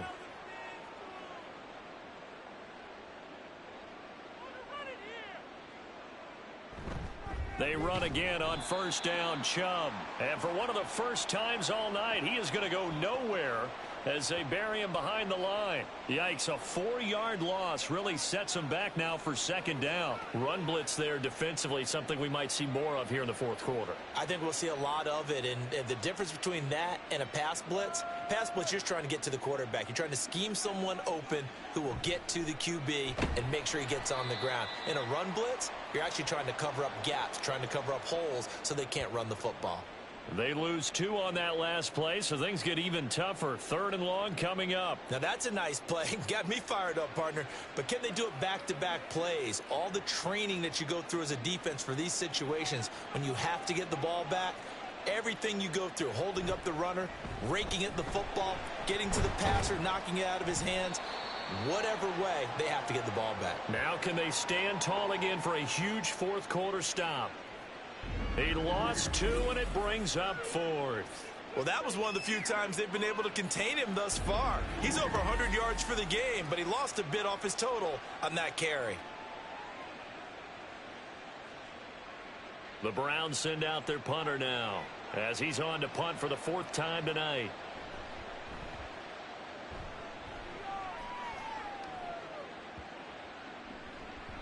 And he couldn't get it to check up. That kicks all the way into the end zone for a touchback. And now out come the Steelers. Even though they were able to force the punt defensively, still a big hole to climb out of, especially at this late stage of the contest.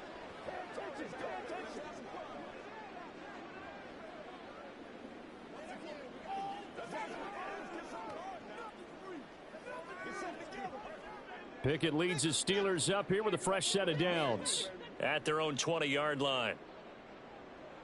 Pickett. A short one there to Freiermuth. And he's got it past the 30 before he's hit and dropped.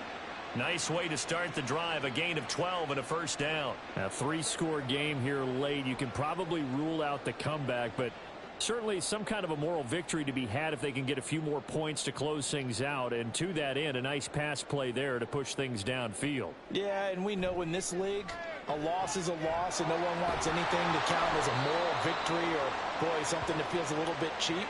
But if they trim that lead down to just 2 scores, that's still a benefit to this squad. Good reactions there defensively. That screen was a little slow in developing, and they shut that one down with little gain. From the 35, here's the 2nd and 8.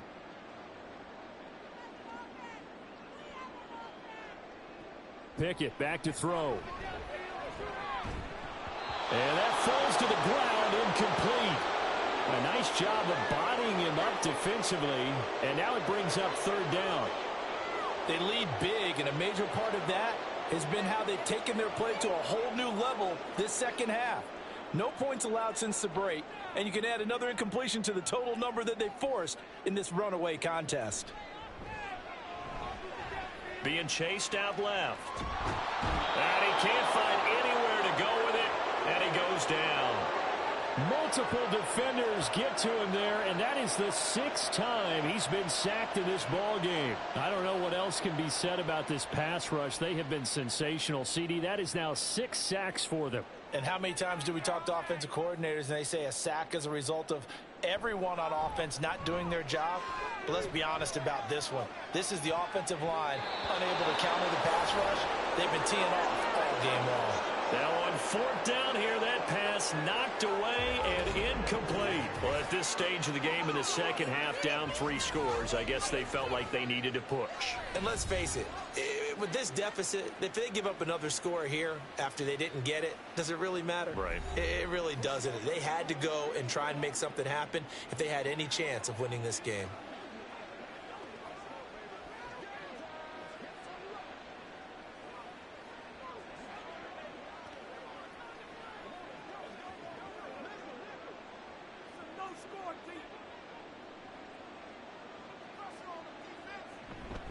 They give the Chubb out of the gun. And he's going to get 7 out of this before being taken down at the 27. Well, that's a pretty good drive starter right there. And I don't know, partner, if you're even thinking about sitting on the ball right now. They may just want to run their regular offense. In plus territory. And as an offensive coordinator, you don't want your team to go into a shell, do you? No, you really don't, because as soon as you take your foot off the gas, it's real hard to put it back on and mash it, because once everyone's emotions come down, hard to start them up again. So I think he may want to keep them cranking high right here. The second down attempt there knocked down as it leaves the quarterback's hand, and it's incomplete. Well, fourth quarter with a 3-score lead here, Charles, but they're still going back to the air and looking for more points. Well, with this game well in hand, it's an opportunity for the guys to come off the bench and get a chance to play. And a lot of coaches, they want to run their full playbook no matter who's on the field. And now the third down throw incomplete as well. I think it's fairly safe to call this game over, but they're still trying to bomb it downfield and add to their lead. Almost makes you start to feel for the defense and root for them a little bit too. And with things looking pretty good on the scoreboard, they're going to keep the offense out there and go for it here on fourth. They'll run for it. Chubb. And try to push his way forward, but I think he's going to be short. And he is short. Nick Chubb stops short. And this Steeler defense able to come up with a stop. So we were looking at each other up here in the booth when they went for that saying, oh, wow, talk about trying to add insult to injury. Some teams are just like that. You know, some philosophies, some coaches are like, look, when I got a chance to put some more points on the board, I don't care what the situation, I'm going to do it. And they're also the same coaches as a general rule that if someone does it to them, you won't hear a people protest out of them. That's just who they are. Pickett leads the Steelers up here with a fresh set of downs. At their own 26. From the gun, here's Pickett.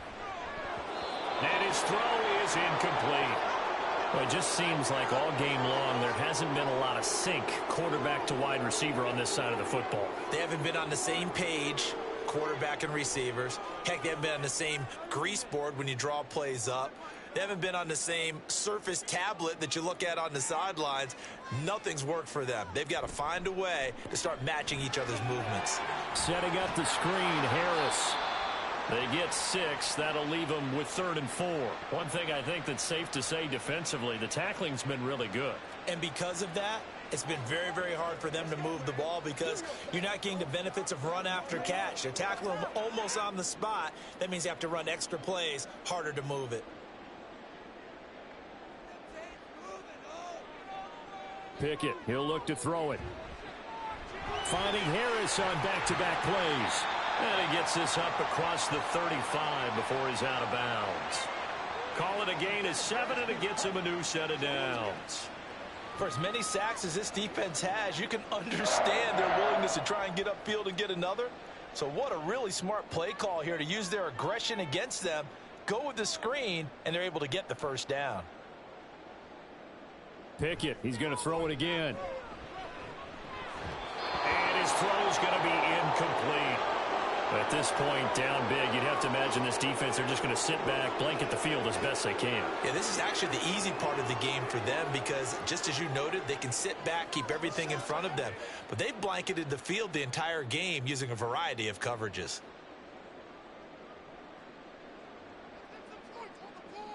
Second and 10, it's Pickett again. And a quick throw there is incomplete. At this point in the game, they've got to continue to try anything they can. They're still working at it, even though this one feels like a lost cause.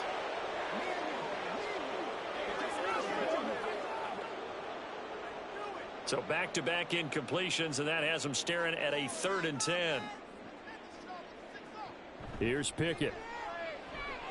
It's brought in by Harris. And he's going to be stopped here at the 43, and that is not near enough to pick up the first.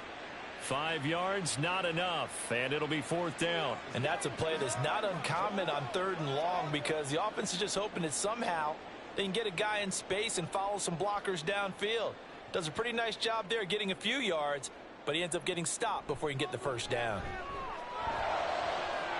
That is caught. And he'll go down, but not before getting this inside the 30.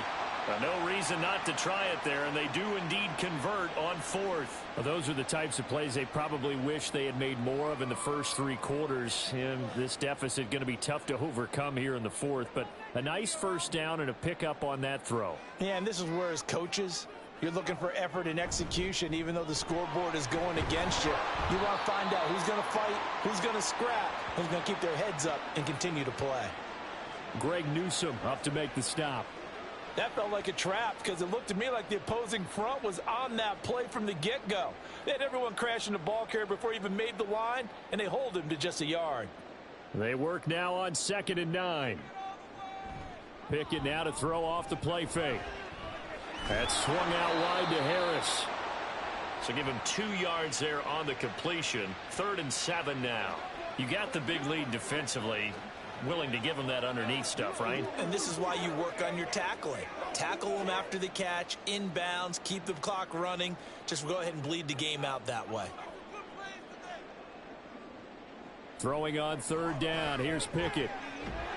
Pass taken in by his big tight end. And he will have a Steelers first down as they're able to get the 3rd down conversion. That was a route run not just with dexterity, but with intelligence. Found the hole in the zone, made sure the quarterback saw him, and was able to make the sure catch and flip the down marker back to 1. On the give, this is Harris. And he'll take it from the 18 to the 15, a gain of 3. Well, they've certainly had success throwing the ball on this drive, and not as much running it as we just saw once again on that last play. Stopped after a very short gain. But I wouldn't abandon the run totally, because otherwise, pass rushers just tee off on your quarterback. Makes it very, very difficult for him in that situation. Pickett going to bootleg it. A throw out wide going to be incomplete. Another pass attempt, another incompletion. You figure defensively, you're in the 4th quarter here. You've held a team under 100 yards passing. You've done your job. Especially in today's NFL, which is truly a pass-first league. They head to the line facing a 3rd and 7 following the incompletion on 2nd down. On 3rd down, here's Harris. And he'll be brought down shy of the first down marker at the 11. Call it a gain of 4, and it'll bring up 4th down. So where'd all that running room that he had in the first half go? Because it looks like it's drying up a little bit here. Someone made some adjustments, it appears, at least on this drive.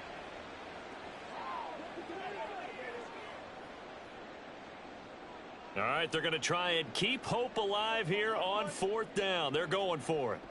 Pickett, 4th down, desperation time. And that is incomplete, but there is a flag. And on 4th down, this is a big call.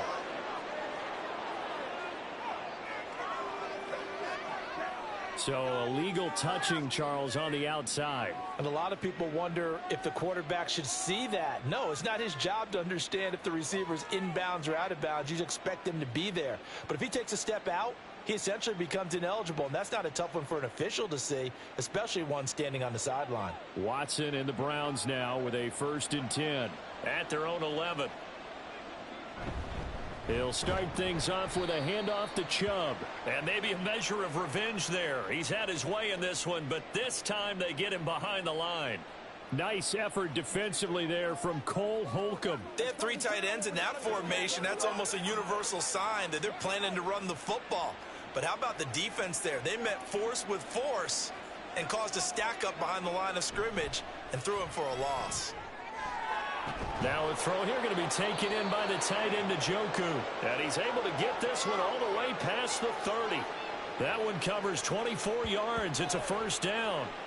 The passing game continues to be their friend. Even with a stable lead here in the 4th, Charles, they're going back to that well. Yeah, with their overall philosophy, you know that they trust their quarterback. He's been able to throw it well. They continue to throw these safe passes. Who can blame them? Give him 5 on the carry there, and it'll be 2nd down. Good gain there on 1st down. It keeps them in a running situation probably. They did everything right on that play, didn't they? They got the leverage up front, good blocking, nice hole for him, ends up picking up nice yardage, stays in bounds to keep the clock rolling. They are in charge of this scenario right now. They want to stay that way. And not in any rush offensively. And for one of the first times tonight, he's going to be held up at the line of scrimmage. No gain on the play that time, and they'll look to convert on what will be a 3rd and 4. That time they're able to bottle him up, but he's having a really nice game. I agree with that. Let's just go big picture, right? Every back that's in the Hall of Fame had carries where they didn't gain yardage or they lost yardage, but you stick with them, don't you? When they're having a good game, keep feeding them. They'll run the option on 3rd and short yardage. And he's got a 1st down as he's up to the 48.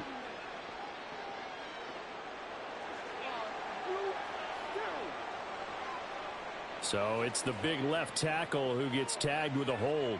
And sometimes you're actually executing the block well, and he starts to slip off of you, and instinctively you reach out and grab him.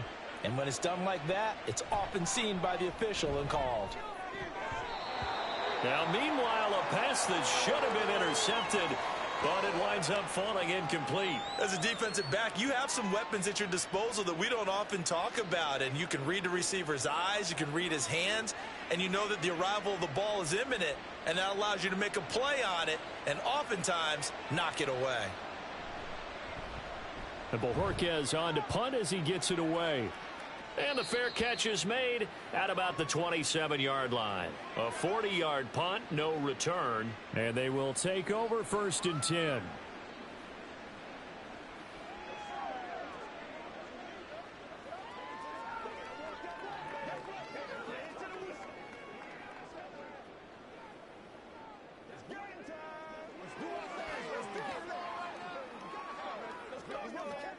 Pickett leads the Steelers up here with a fresh set of downs.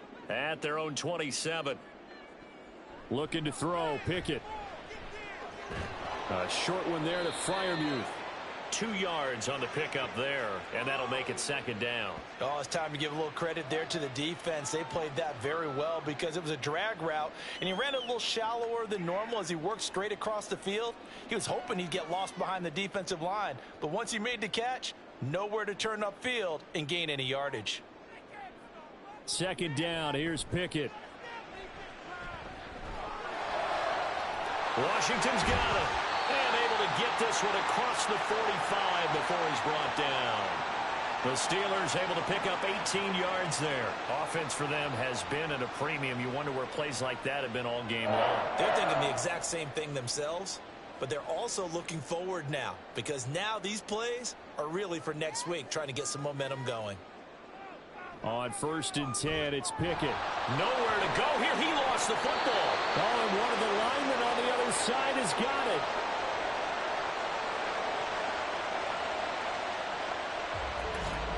Just 2 minutes remaining here in the 4th quarter of what has been a one-sided affair. So the Steelers with the football as we get you reset. Pass protection has been a problem all night long as they come up facing second and a bundle.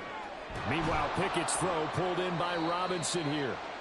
A good pickup there, 13 yards as they get closer for third down. And that was yardage that they needed there after the sack on first down. They didn't get all of it back, but now they look at third down as a manageable situation, one that they have a much better chance of picking up. They'll need 5 on this play to move the sticks. Back to throw, Pickett. Rifles one, and that's going to be intercepted. Picked off by Martin Emerson. He's to the 15. And he takes this one back into the end zone, and the Browns defense has a touchdown.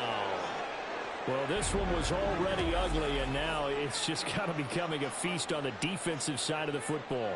Yeah, partner, this is a unit that knows they've got this game in the bag with this huge lead, and it's going to drive their coaches crazy because they're telling them play it straight, do all the right things. But these guys are going to be freewheeling now. All of them are going to take chances, and that one pays off with an INT and a return for 6. Here's Hopkins now for the extra point.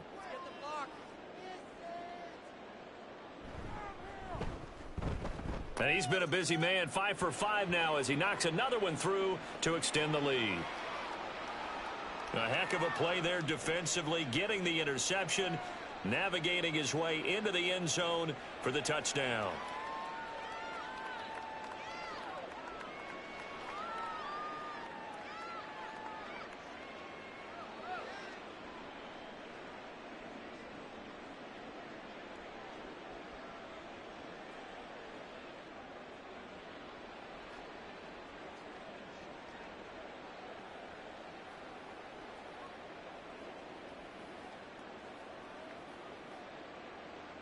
So they throw the pick six. They'll get another shot at it now as this one's in the air.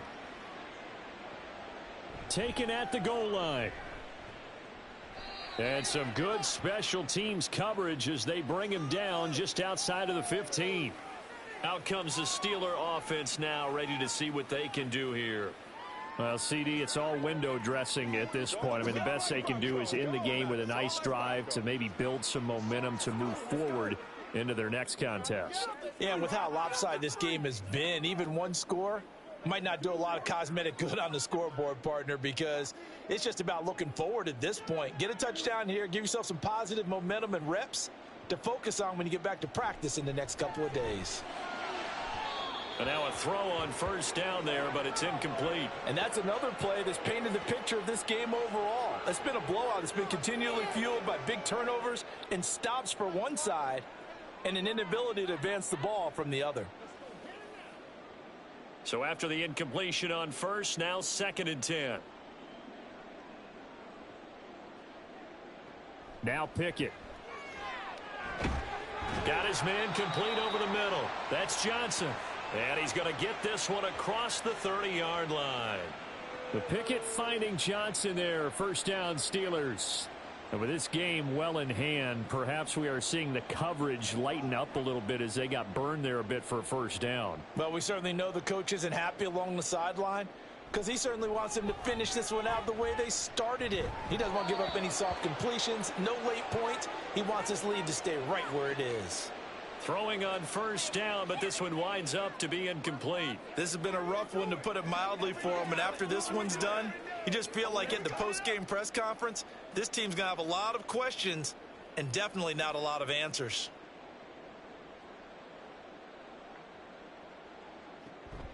Off the play fake, here's Pickett. And that's caught inside the 35. And he takes this one down almost all the way to the 30. A big pickup of 38. At this stage, there's nothing left to do but to keep firing. And if you're a play caller, you may go off your sheet and use some things maybe you hadn't planned to in this game. Maybe that was one of them there that worked. Pickett right back to the air again. He lets this one fly toward the back of the end zone. And he knocks the ball away, and it falls incomplete. Looks like they're going to keep throwing till the bitter end. This one's long since over, but give them credit. They're going to go down fighting. That one, incomplete. Here's 2nd and 10 now from about the 32. One final shot for Pickett. One last shot at the end zone. And that will be incomplete. They were going for a consolation TD, but it was not to be. And time has run out now on this game.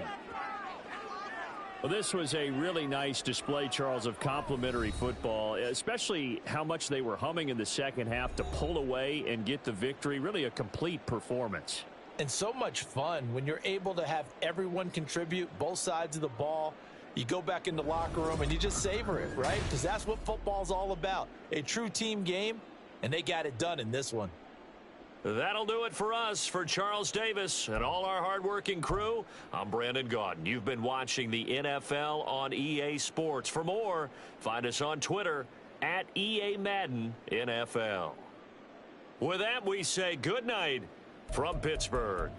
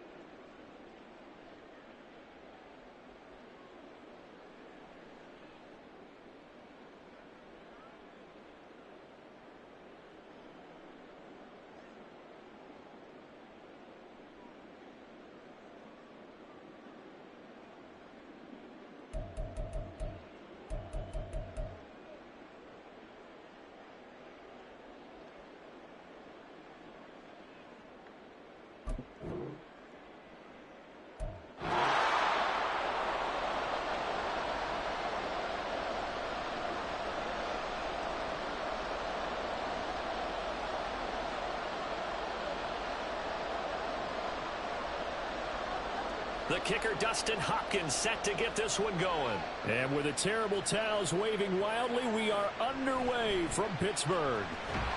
And he won't quite make it to the 25. So out come the Steelers now for their first drive.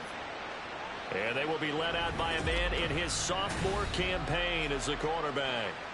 And when you watch Kenny Pickett play, you see a young man who got better every season in college and really blossomed in his final campaign, took his game to a new level, and made him a first-round pick in the NFL. He's the type of kid who can beat you with his mind, beat you with his arm, and occasionally with his legs. A tough, skilled performer.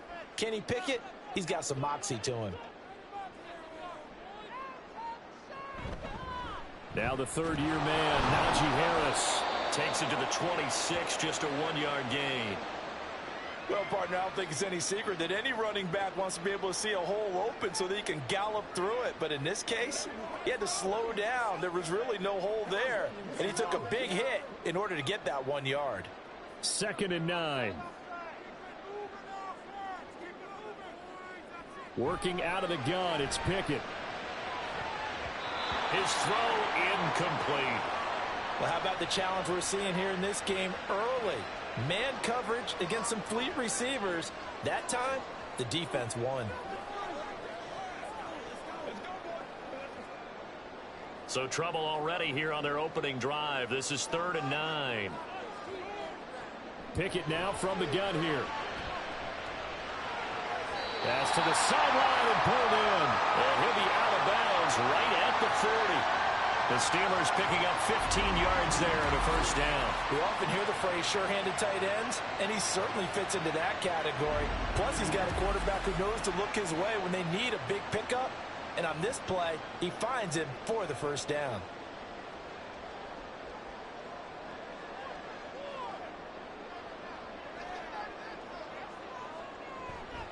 Harris running straight ahead. And he'll fight forward on the straight-ahead running for just a couple of yards. 2nd down. You've got to be impressed by that defensive front on reps like those. They were not being moved off the line, kept their shoulders square, and gave their teammates time to fight to the ball and limit that gain. From the 43, here's a 2nd and 8. They'll run again with Harris. And give him about 5 as he gets this up to the 48-yard line. Not a ton of room available on that one, but he made use of what space was available and gained decent yardage. They need 2. Here's 3rd down. Trying to pick it up on the ground with Harris. And he's got the first down yardage there as he takes it just across midfield. Give him 3 yards and a fresh set of downs. And we tend to give those running backs that are slashers a lot of credit, but how about guys who are maulers? Because that's who you want in short yardage situations, and we just saw that occur right there, didn't we? Vertical, downhill running. They hand this off to Harris. And a 6-yard gain gets him right around the 43. Offensive linemen love creating space for their guys carrying the ball, but when that guy also breaks tackles and creates extra yardage, they almost feel like he's one of them, and they really embrace him. Line of scrimmage, the 43 on 2nd and 4. Pickett. That ball caught by the former Toledo Rocket, Deontay Johnson. A Steeler first down on the pickup of 11 yards. We got to like what you're seeing from this offense here on the first drive. A nice, sustained series to begin the game, and it will continue after picking up another first there. Would you say the word methodical comes to mind? I love the execution. I love what they're doing on this drive. They're controlling the ball, controlling the game, controlling the clock. And he's able to work his way down inside the red zone to the 19-yard line. Another nice gain, 13 yards that time, and another first down. Quite the opening drive march they're on right now. It looks a lot like what we saw in practice prior to the game, doesn't it? You know, because on that last big practice beforehand, you go through your offensive script. You go through your play calling. You go through all the stuff and establish things, and it looks like it's going like clockwork right now for them. Throwing there, but this pass is going to wind up incomplete. And here you're down in the red zone. You need to be smart, not force anything. So that's a wise decision to just get rid of the football. Here's 2nd and 10. They'll try the right side with Harris. And just a couple yards there down to the 17. Pretty good little two-play sequence there. You force the incompletion, then a very short pickup. Yeah, now maybe you bring in an extra defensive back or two because you want to try and defend on 3rd down. They like to play those nickel or sub packages, don't they? They'll be in search of 8 yards here as they hope to convert the first down. From the gun, here's Pickett. Work in the middle of the field, and he's got a man complete. And the Steelers are going to have 1st and goal as they try to finish off this drive with 6 points. It's a big conversion there on 3rd down, and this has been a great opening drive. You know, at this point, they'd hate to settle for 3, but they've created a fresh set of downs and a 1st and goal. A terrific opening drive has them knocking on the door. 1st and goal. Harris is going backwards as he'll be tackled back at the 4-yard line. That's going to go as a loss of 2, and it'll be 2nd down. With his size, it often takes more than one guy to get him down, but if you can at least slow him up and the reinforcements arrive, you have a chance to get him on the ground, and that they did that time for a loss. Again, it's Harris, but he will go backwards as he's stopped for a loss. That backs him up 1 yard and brings up 3rd down. We all know how much running backs love getting the ball down near the goal line. They think they're going to find a way into the end zone. He hasn't had that kind of luck so far. Ends up not getting in on the last 2 carries. You know he's going to be upset about a missed opportunity. Pickett now, 3rd and goal. That throw finds Pickens in the end zone. Touchdown Steelers. A 5-yard touchdown catch. And the Steelers will claim the early lead as they're on the board first here tonight. That was a big throw right there on 3rd and goal. And the defense has to be prepared for you to throw the ball on 3rd and goal. Because really 2nd down, 2nd and goal, that's your play action time, and you're not sure whether they're going to run it or throw it. 3rd down, you're usually sure they're probably going to pass it. Even more impressive that they got it done. And on the opening drive of the game.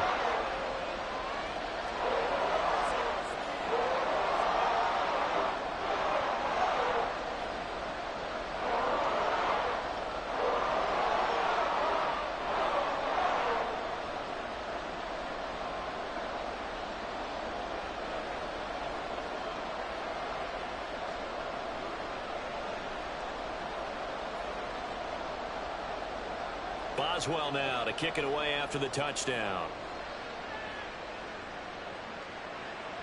This taken in at the goal line. And he brings us out past the 20 to the 24. So here are the Browns under head coach Kevin Stefanski.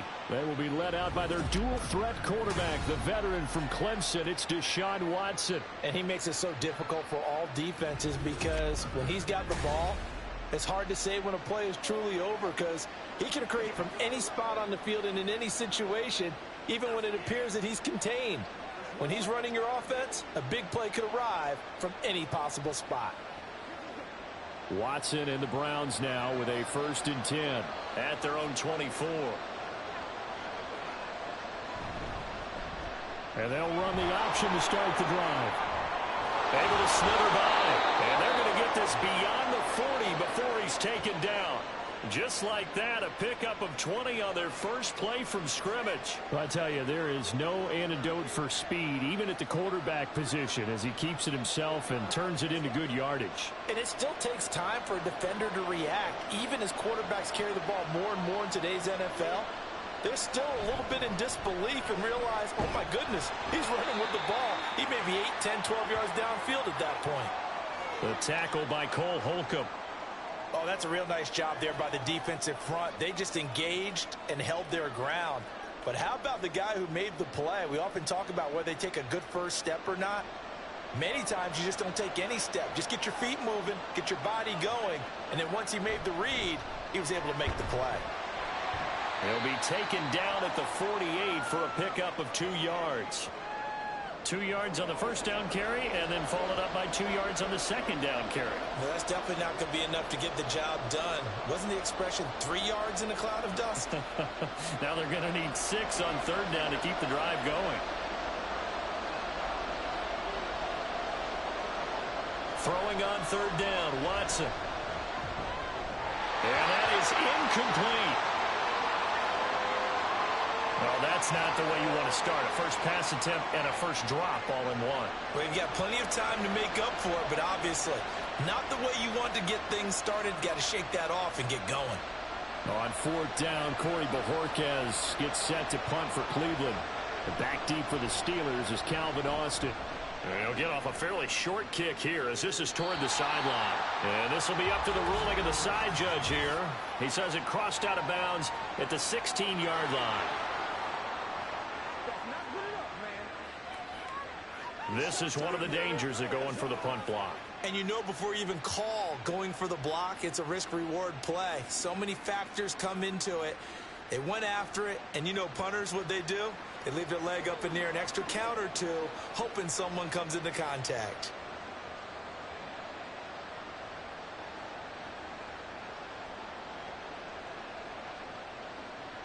A lack of discipline defensively on fourth down, and now that leads to a 1st and 10. And Chubb will try the middle here. And he is going to be stopped cold behind the line of scrimmage. That's Larry Ogunjobi powering through to end that play before it could get started. I thought he did a nice job there setting an edge and making sure nothing could get to the outside. But he decided that wasn't enough for him. Worked his way back inside and made the tackle on the ball carrier. To throw is Watson. And it's a fumble. And it's picked up by the Steelers. And his guys are going to get the football at the 28-yard line. And that play just looked a little helter-skelter from the start. That's the risk as a quarterback. Once you take off with that football, you might fumble it, and he did. And he was going for the reward, which is gaining yardage, breaking down a defense. But you're right about the risk. Always lurking out there, someone always trying to get to the football. Try to find a place to cover up and slide and protect what you've earned.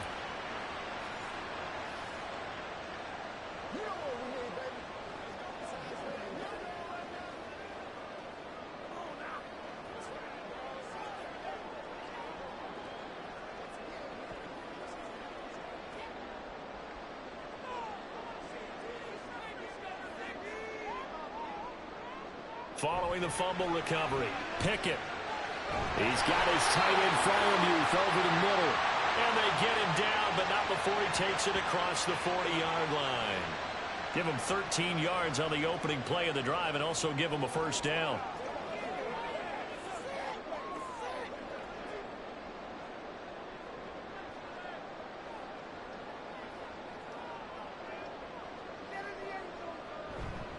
A give to Harris. And he'll power his way forward for about 4 yards there on the first down carry. Well, at the end of all that hitting and hollering, it was a 4-yard run, so the offense is going to go back to huddle and feel pretty good about themselves.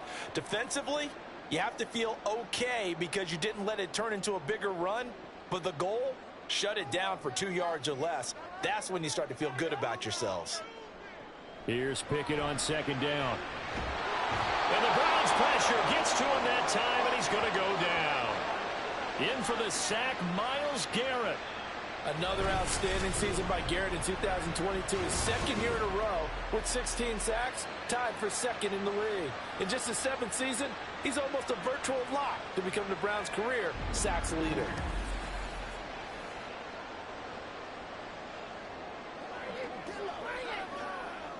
Pickett and the Steelers in need of a big play here. 3rd and long after the sack.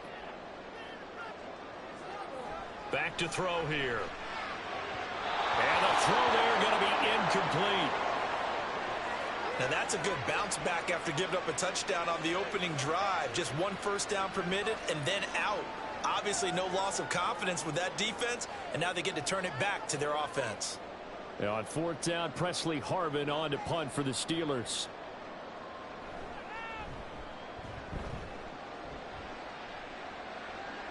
Fair catch called for and made at the 16 or maybe the 17-yard line. So a change of possession here on the punt. And the Browns will take over 1st and 10.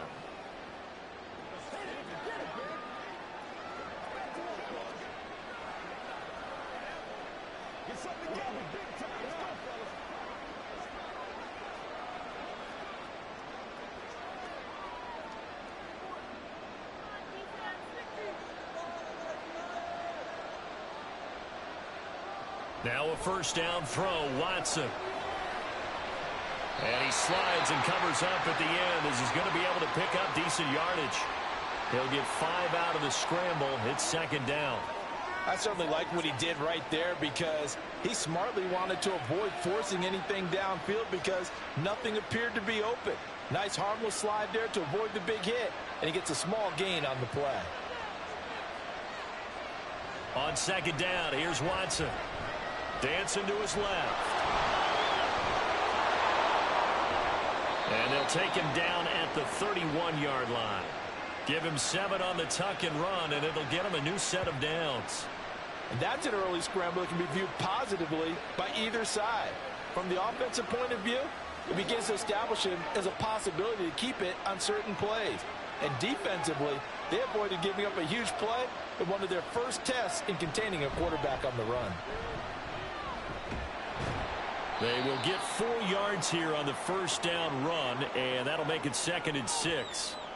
Nice chunk of yards on first down. It really opens up your options for what you want to do on second. You go right back to him and hope he explodes, or sucker the defense in before throwing over the top. Now a 2nd and 6. Watson. Oh, he tries to force it in, and it's intercepted. Picked up by Minkah Fitzpatrick. And they'll start with great field position at the 41-yard line. Certainly not his best throw that time, and not a good time to make it, Charles, when they were a nickel with 5 defensive backs on the field.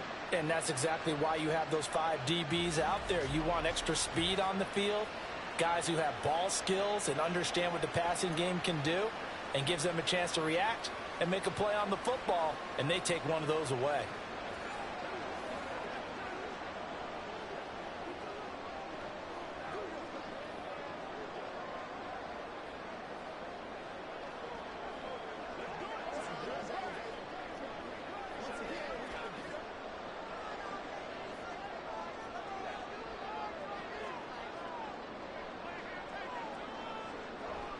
Now a first down carry for Harris. Trying to keep those big legs churning, but he's going to go down in the backfield. He'll lose a yard there, and it's 2nd and 11. With his size, he's a tough man to bring down, but they do a nice job there stopping his progress and not allowing him to get back to the line of scrimmage. After the loss to start out, here's 2nd and 11. Pickett, he'll look to throw it. And he's taken down. This will be a Brown sack. Myles Garrett, now 2 sacks for him already here in this first quarter of play. Well, it was 2nd long, now it's 3rd and even longer. They're going in the wrong direction here. Because they're moving them exactly the way they want to, but you're exactly right. Definitely going in the wrong direction for the offensive guys. Now on 3rd and long, they'll look to throw. Under pressure, they got him again. Myles Garrett drops him again for the 2nd straight play, and it brings up 4th down. And that is the 3rd sack this offensive line has allowed this first quarter. Man, that puts him on pace. Let me do the rudimentary math here. To be sacked 12 times in a game, I know he's not going to go for that. I wonder if it's going to reshape what they decide to do on offense in terms of play calling. Well, I can tell you what, when he popped up, shaking his head, frustrated right now behind center. On is Presley Harvin now as he'll send this one away. His first punt, 45 yards. This looks good as well. Fair catch called for right around the 11-yard line. So possession goes over here on the punt. And the Browns will take over with a 1st and 10 deep in their own territory.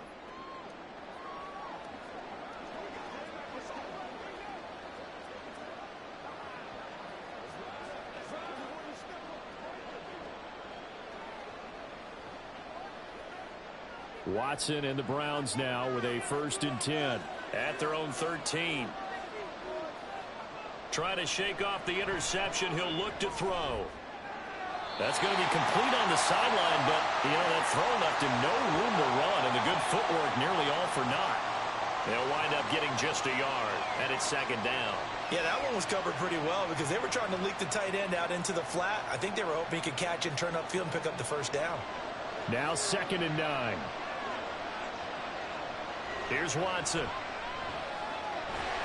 In trouble, and he's taken down. That was Patrick Peterson from his quarterback spot whirling in for the sack. Well, how about that? The defense's first sack. It doesn't come from one of the usual suspects up front. It comes from the secondary. Yeah, I think they caught the quarterback off guard a little bit because he wasn't able to account for the possibility of that blitz and change the blocking assignments. He comes through and puts him on the ground. He's going to look deep for more. Oh, and his early struggles continue. Here's another one intercepted. Picked up by Minka Fitzpatrick. And the Steelers are going to take over a couple of yards shy of midfield. When a team's turned it over 3 times in the first half, we just look at the offense and say, guys, what are you doing? But instead, we really should be looking at the defense. They've created the takeaways. 2 interceptions, 1 caused fumble. They played awfully well swarming to the ball here in the first half. Now the Steelers offense gets ready to get back onto the field. They start near midfield following the interception as they begin 1st and 10.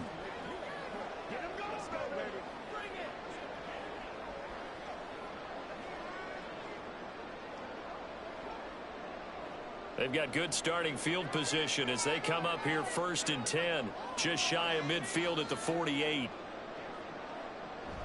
Pickett sets up play action. He's going to let this one go deep. And the defense loses him. It's complete. A big play that time for Pittsburgh. 42 yards. They started this drive with terrific field position, and it's going to get even better after that play. Had great options with where they started, so they decided to press their advantage, and it paid off.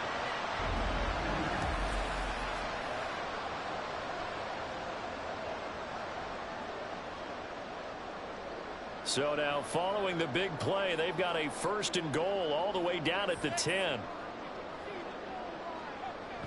Pickett going to bootleg it.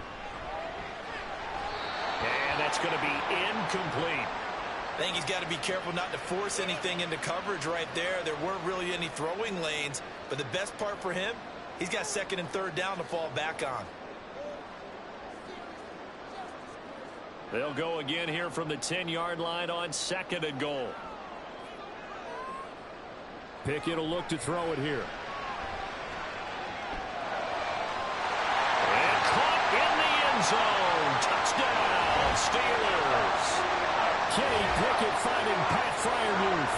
And the Steelers are off to a 13-0 first quarter lead.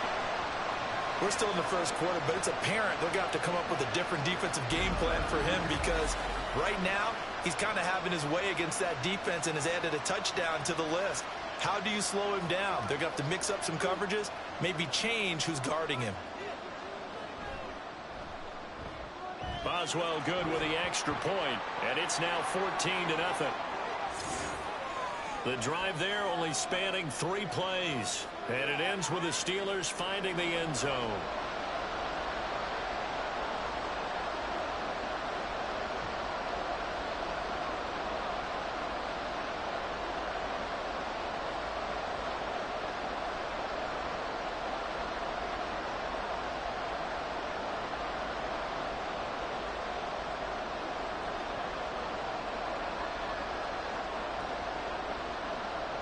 Boswell now to kick it away after the touchdown. From his end zone, here comes Jerome Ford. And he returns this to the 22.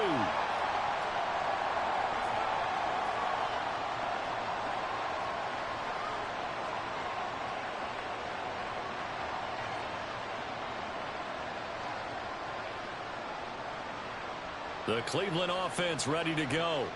They've been outplayed early, no question. Down 14-0 already as they come up 1st and 10. And he's going to take this ahead for right around 3 yards, but no more than that. 2nd down.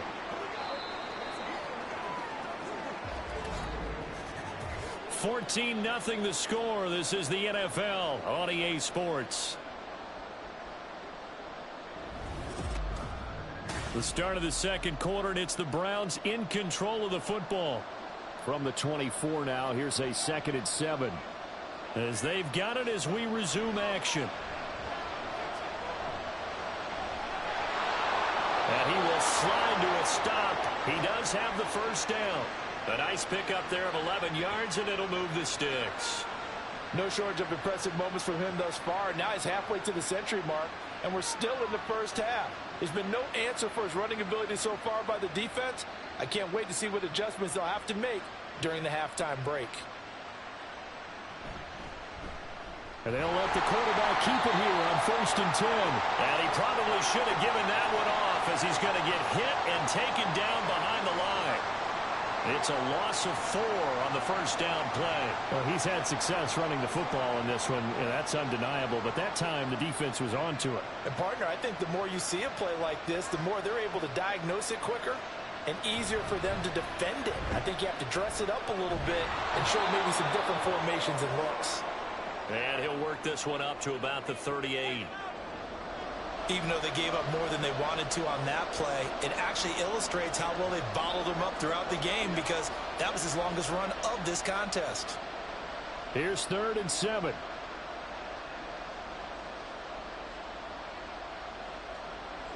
Out of the gun, Watson. That is caught. And they're going to have themselves another 1st down as the tackle's made at the Steelers' 43. They call it a gain of 19, and it moves the chains. Yeah, these are the types of plays they're going to need to hit on if they're going to get back into this game. It hasn't been the greatest of first halves, but this is a nice throw here on 3rd down, and they keep the drive going. This offense finding its legs now. Here's another 1st and 10. From the gun, it's a give to Chubb. Down inside the 40. Well, if you're a football guy, that's a pretty run because everyone is in sync right there. Obviously, the guy carrying the ball, but how about the people up front? Leverage, athleticism, they created some nice space for him. From the 39-yard line, here comes 2nd down at 6. Back to throw, Watson. And his throw's going to be incomplete. And he's only hit on 2 of his first 6 passes. Time for a quick quarterback regroup here with a big 3rd down coming up.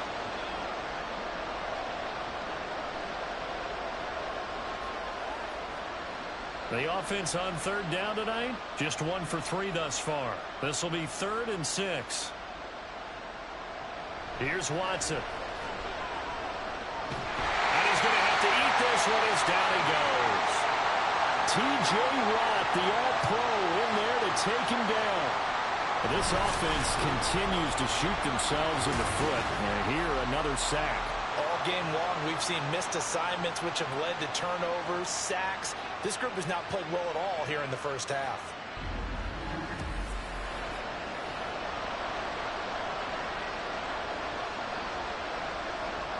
On 4th down, on is Corey Bojorquez to punt. Deep to return is Calvin Austin.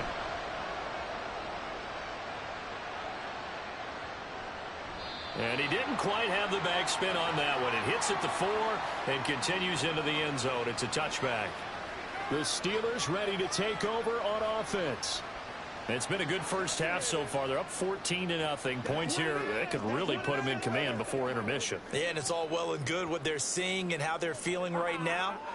But this is the NFL. How many times have we watched 14-0 leads evaporate and quickly? So how have we seen them combat it? Continue to run your offense, but don't back off at all. Don't start looking at the clock. Don't start thinking about, hey, just take care of the football. Keep attacking.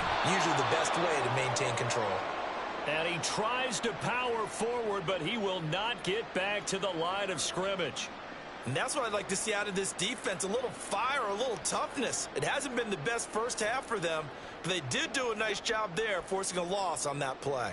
So now they have to contend with 2nd and 13 after the first down run goes backwards. They stay on the ground. Again, it's Harris. Just a yard there, so it brings up a tough 3rd and 12. I do know from experience that when you slow down someone's running game, you're now doing the dictating on defense. And guess what? Now you're getting ready to tee off on their quarterback because they have to throw it all the time. But you still have to be alert for the draws and other plays of that nature to make sure you don't get hurt. Throwing on 3rd down. Here's Pickett. And the Browns pressure gets to him that time, and he's going to go down. Myles Garrett make that now 4 sacks for him in tonight's ball game. So that now 4 first-half sacks. This pass rush has been unrelenting. And, partner, you hear that sound of paper being ripped to shreds? That's the game plan that they've had so far because they've got to say to themselves right now, we have to do something differently. And a fair catch is taken here a step or two inside the 45-yard line. The Browns set to take over. And they're in a bind early here, down 14-0. Are you worried at this stage or still too early? You're worried. You're just trying not to transmit it to the rest of your team. You want to make sure that they stay positive. But at the same time, you're wondering, how are we going to move the football? What do we have on this play sheet that can work? Get back to basics is usually your answer. And make sure you find the guy who can move the ball fastest for you if you just get it in his hands. Yeah, still second quarter. You get points on the board here. I think you're feeling okay. On first down, Chubb going to get forward for only about a couple. 2nd and 8 forthcoming. I think if they want to start getting back into this game, it behooves them to get better on first down. Yeah, certainly not what they were looking for there out of the opening play of this drive. Ball on the 47-yard line. Here's 2nd down and 8. Up the middle, it's Chubb. And he'll be taken down at the 44-yard line. 9 yards to pick up there, and it's a first down. I'm okay with the call there. In fact, I actually like it. I know they're down a couple of scores, but the running game worked in that situation. I would continue to go in that direction.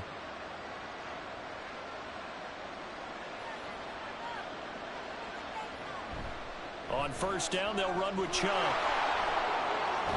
And he is out of bounds, but not before he's inside the 30. 48 yards rushing for him now on what was his 10th carry of the ball game. Exactly what they needed right there, because they needed to use the ground game to take some pressure off, because the quarterback's been struggling a little bit.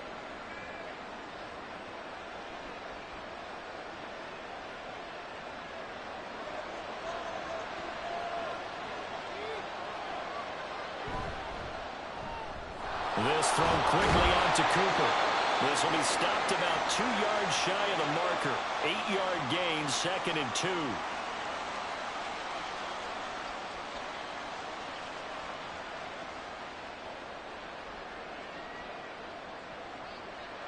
2 yards to go, second down.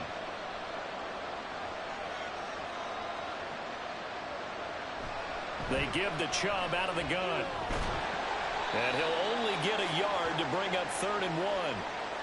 Watching that play unfold and watching him complete it brought back memories of doing all those pursuit drills to make sure you don't over-pursue and let a guy get a cutback lane on you. He did that very well. You praised him on tape yesterday for the angles that he takes to the ball. Took a great angle right there.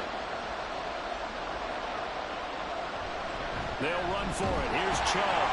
Boy, no chance as he was met and dropped behind the line there. Tough sledding. They lose a yard there on 3rd. Just a simple run play there on 3rd and 1, but this D was up to the challenge and stopped them, bringing up 4th down.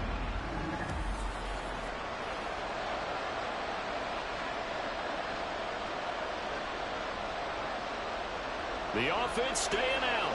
They're going to go on 4th and 2. Going quickly out to the right side. And he'll be taken down, but he does have first down yardage. And that's a big pickup of a first down. And you know that all week, both sides of the ball, offense and defense, are going through every situation. And in this case, the offensive guys had the right play dialed up because defensively, you work on 4th down situations as well. And deflating for the defense. They can't get the stop here. And stopped a few yards shy of the goal line at the 3. Give him 10 that time, escaping the danger, running with it, and picking up a first down. It was starting to become a game for him to forget with the interceptions, but that's a step in the right direction. Not only did he choose to run it instead, but he saw the field well and made a nice pickup to get a new set of downs. Now it's Watson. Eluding the pressure right. And he'll take it into the end zone for a Browns touchdown. Deshaun Watson, a 3-yard touchdown run. And the Browns score. Hey, you're down on the scoreboard, but now your offense is in close, and this is where, as a quarterback, you say, I've got to make a play here. Doesn't matter whether it's a pinpoint throw or a scramble like this one. He takes matters into his own hands and delivers a touchdown run. Hopkins with the extra point, and that'll make our score 14-7.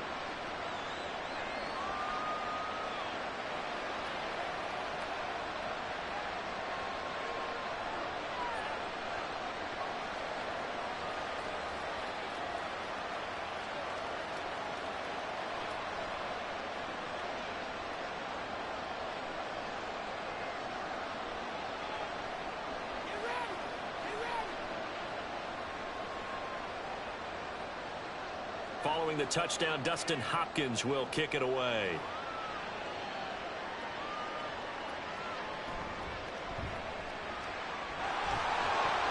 And some good special teams coverage as they bring him down just outside of the 15. The Steelers offense now, they head back onto the field. And Charles, a very uninspired effort the last time we saw them out there was a quick 3-and-out, then they punted the football. Yeah, and you never want to get stopped so soundly during a series, but what would be even worse now is letting it happen again right here. They've got to get going.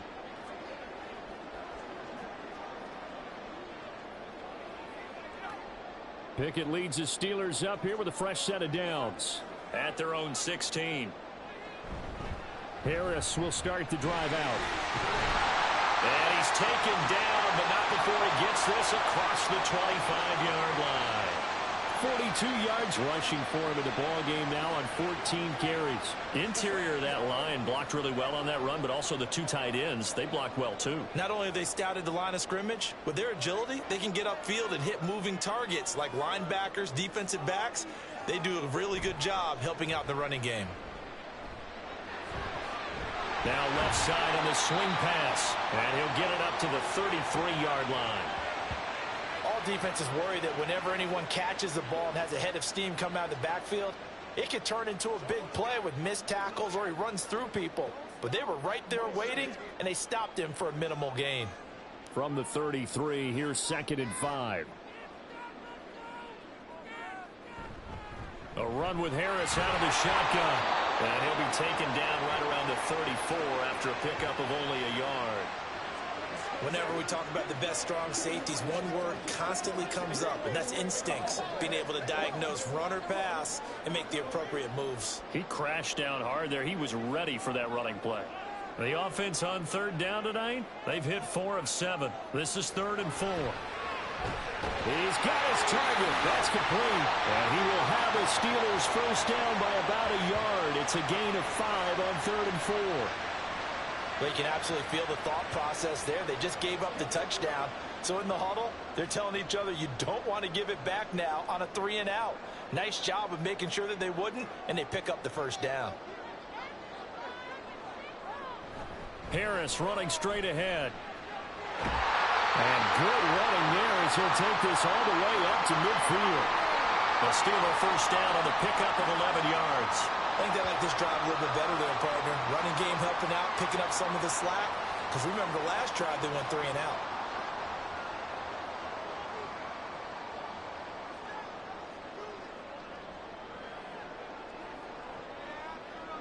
They'll bring the tight end in motion right. First down, and they go back to Harris. He stiff arms him. Safety Grant Delpit up to make the play. Consecutive positive runs for him on the last 2 snaps. He certainly appears to be trying to put the offense on his back and just move them down the field when his number is called. The way he's running it, I keep going back to him. Ball placed at the 45 for 2nd and 5. They'll keep it on the ground. Harris again. And able to push forward for right around 3 yards down to the 42.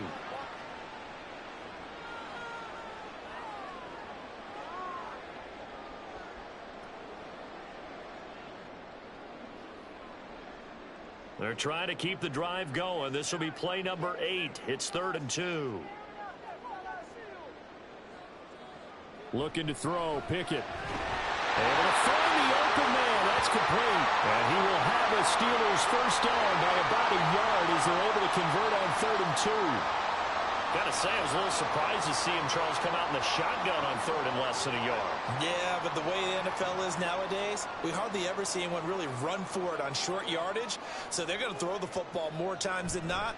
That was a nice, easy rhythm throw right there, and they pick up the first down. Throwing on first down, but this one winds up to be incomplete. They had their backs up against the wall a little bit, and they come through by forcing an incompletion. Now they've got to continue to ratchet up the intensity a couple of more times and get off the field before giving up any more yardage. Now it's 2nd and 10. Now Pickett. And that one too high and incomplete. What will look like a march to the end zone has hit a momentary roadblock with that incompletion. No need to panic. They just got to come up with a high percentage play call and see if they can get their offense back on track. Well, this drive, they're a perfect 2 of 2 on 3rd down conversions, but they need a full 10 yards here. Dialing up another pass here. Pickett. And that's incomplete. So 2 third down conversions on this drive, but not able to get a third, and now they deal with 4th down. Nice call by the defense there on 3rd down. Just flood the field with extra defensive backs in their dime package. Nowhere to go with the football. Forces the incompletion.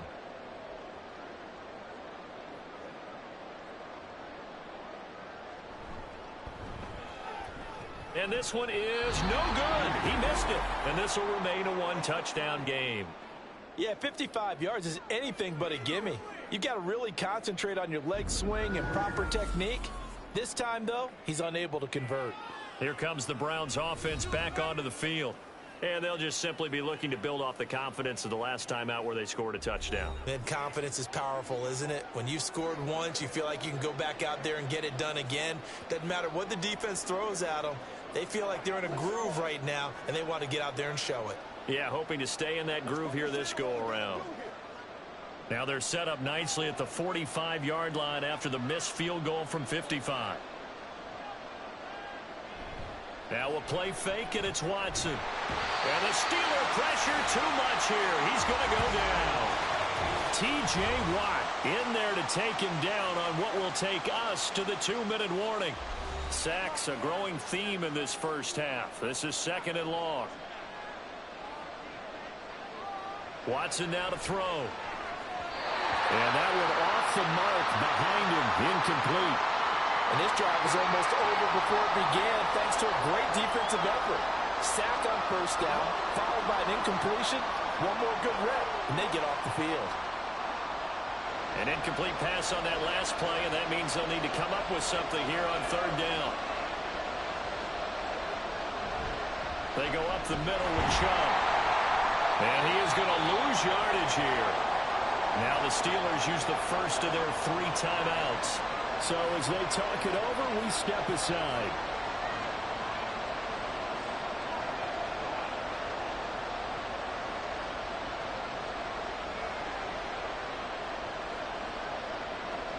On fourth down on is Corey Bojorquez to punt. His first punt, 48 yards. This one looks equally as good. So just a 3-yard return following a punt of 45. And the Steelers will go on offense here, 1st and 10. Pittsburgh's offense now heading back out onto the field. Last time out, they had that long 50-plus yard field goal that they missed. And I'm sure on their sideline they're thinking to themselves, okay, do we still want to try one if we're in that position again? And I would dare say that the answer would be yes. They're going to have a lot of confidence in their kicker.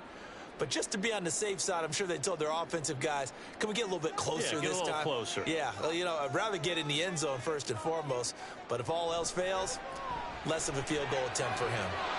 Now here's a pass on first down that's knocked away and incomplete. That was well played, but that was also an example of a corner who understands his coverage, realized he had support behind him, and could be a little more aggressive in the shorter zone, and did exactly that, knocking that pass away.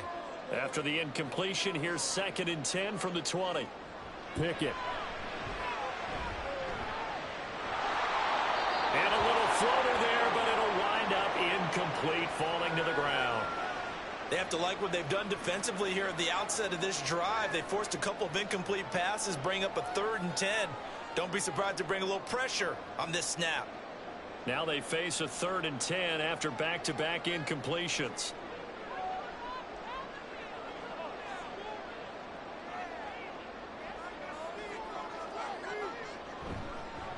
On the give, this is Harris. And he'll get this to the 23, but that'll be well short of what he needed. Now the Browns will use the first of their 3 timeouts as they'll head to the sideline and talk over what to do next.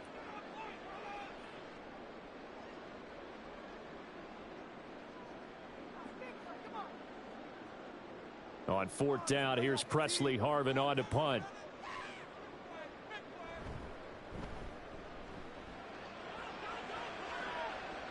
Fair catch called for and made at about the 32-yard line.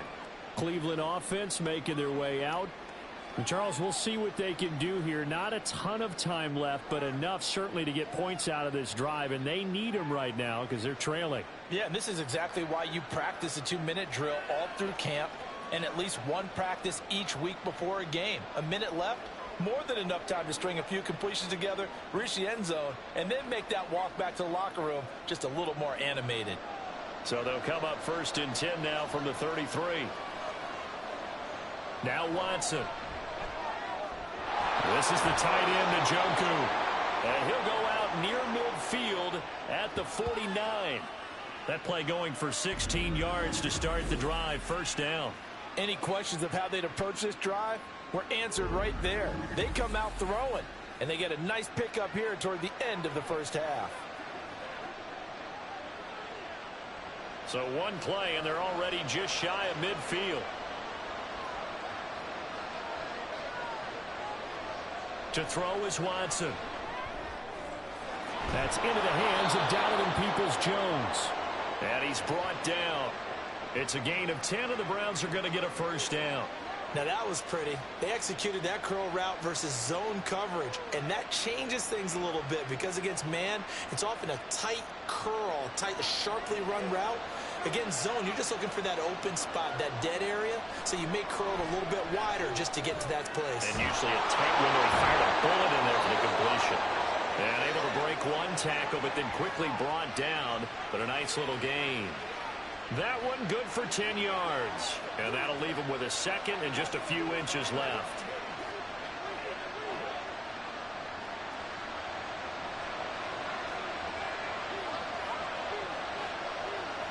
Watson looks to throw again. And he gets it to his running back, Nick Chubb. And all the way in. Touchdown, Cleveland. Nick Chubb, 31 yards. And the Browns are an extra point away from tying the ball game here in the final minute of the first half. After nearly 30 minutes of football, that touchdown puts us in a position where if they make the extra point, we're right back to even before we start the second half. Now it's Hopkins to add the extra point. And we've got a good one brewing. We're all knotted up at 14. So that drive, 4 plays. And it ends with a touchdown for Cleveland.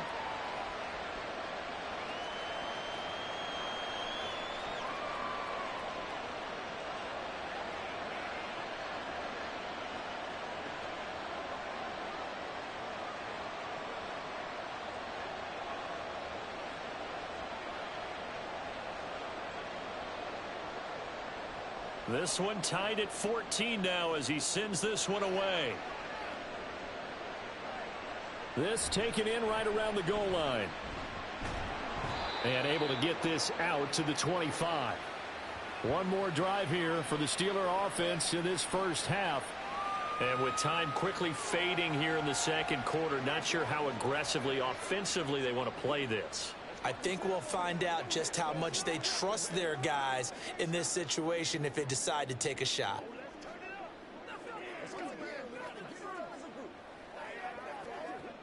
A little over 20 seconds remaining in the half as they'll line up here 1st and 10. Here's Pickett. Over the middle, complete. It's Johnson. The Steelers signal for the second of their timeouts as they'll stop it with 17 seconds to go in this first half of action.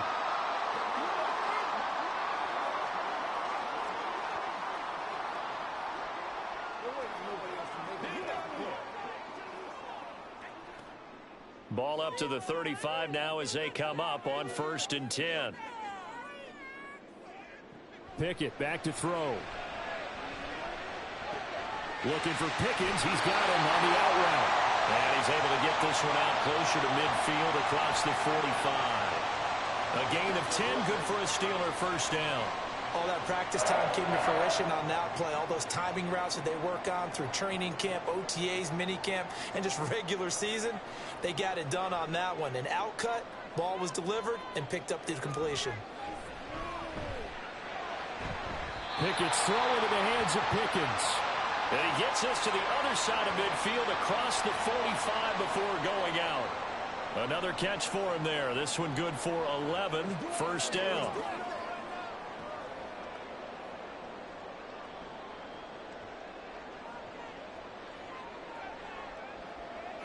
Working out of the gun, it's Pickett. A short one there to Freiermuth.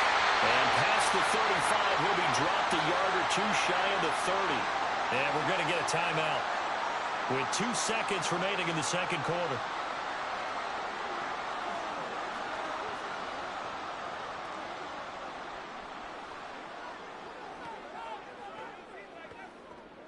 So with 2 ticks left here in the half, on is the field goal unit.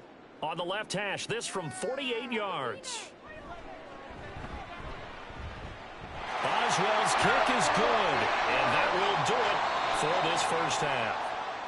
So we've hit halftime, just a field goal separating these two teams at the break.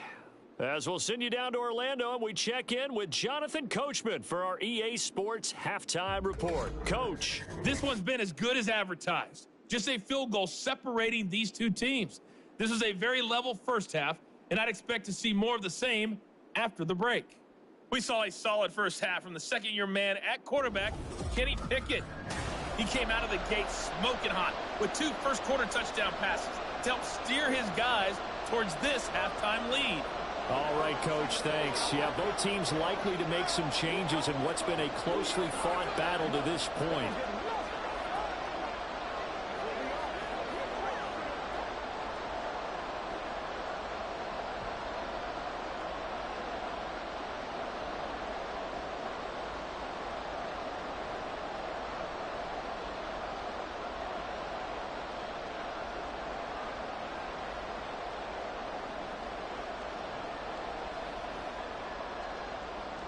A field goal the difference. 17-14 is the score. Back underway here now in this third quarter. And we will not have a run back here as the second half starts with a touchback. The Browns offense set to go to work to begin this third quarter. Well, Charles, in that first half, we saw a fair amount of offense on both sides of the football, and now the team trailing here will start with it in the third quarter. And we both know this coach pretty darn well, don't we? Because his game planning is always on point. And now that he's getting the ball to start the second half, how about all the offense that you already referenced in the first half? He'll put that all together and come out with something really strong, I believe, to get things going here in the third quarter. Fights off the defender. He'll be dropped after a gain of about 6 across the 30 to the 31. Now, Brandon, that's the way you want to run the football. There should almost be quote bubbles above the offense right now. Bam, boom, biff. That's how they feel good about moving the football. They'll come up now 2nd and 4 from the 31. Here's Watson. That's complete to Peoples-Jones. And they'll be taken down, but not before they work it across midfield. That good for 21 yards on the catch and run. Quarterbacks love slant routes because the receivers are breaking right into their line of vision, and receivers love them as well because they're getting the ball on the move and able to catch it and try and get upfield and gain additional yardage. Operating out of Steeler territory now. Here's 1st and 10 at the 48-yard line. A give. This is Chubb. And the result here, a pickup of 8. Leaves him with 2 to go on 2nd down. That play wasn't quite as big as the play that preceded it, but still, gotta like the way they're moving the football, partner. Absolutely. Pretty good room to run on that last play. Yeah, they didn't get a first down, but still, you'll take runs like that each and every time, won't you? 2nd and a couple. They run it again with Chubb. And they will only muster a yard here to the 38. Sometimes you're aligned perfectly and the play comes to you, and sometimes you got to cover some ground to go make the play, as we just saw there. We saw a great example of perseverance right there on that play. Got to be careful. They might want to throw one over his head as this game progresses.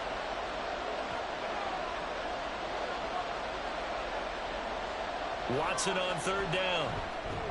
And this pass broken up. Excellent coverage there on 3rd down, as that was not an easy one to hold on to. From a defensive perspective, they had exactly what you want anytime they want to throw the football. There was pressure on the quarterback. They were getting after him, and they tightened down on the receivers and forced the incompletion.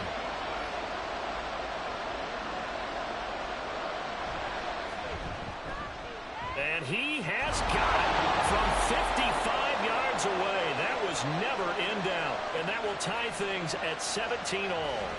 So they come away from this opening drive in the third quarter with only 3, but it does draw them even. Yeah, and that has to be job 1, doesn't it? A touchdown definitely would have been nice. We know that. But here, you get back on even terms, and now you've got most of the second half to try and get yourself into a position to win.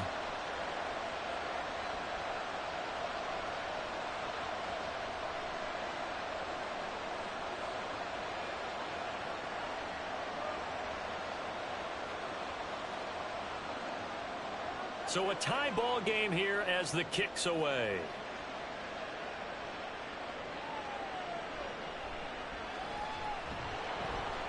And no chance to get away as they'll get him down at about the 17-yard line. Time for the Steelers offense now to get set for their first possession of half number 2. And their 3-point halftime lead gone now, back to a tie game. But, Charles, I don't imagine that changes too much for this offense. I would agree. I don't think it changes much at all, whether it's a 3-point lead or a tie game. They know they have their work cut out for them, and they were going to run their offense in the same vein. Harris starts the drive on the ground. Zadarius Smith able to get him down. Well, give them credit for trying, but there's no fooling the defense with that call. They were reading run, and they set up to stuff the run and then executed.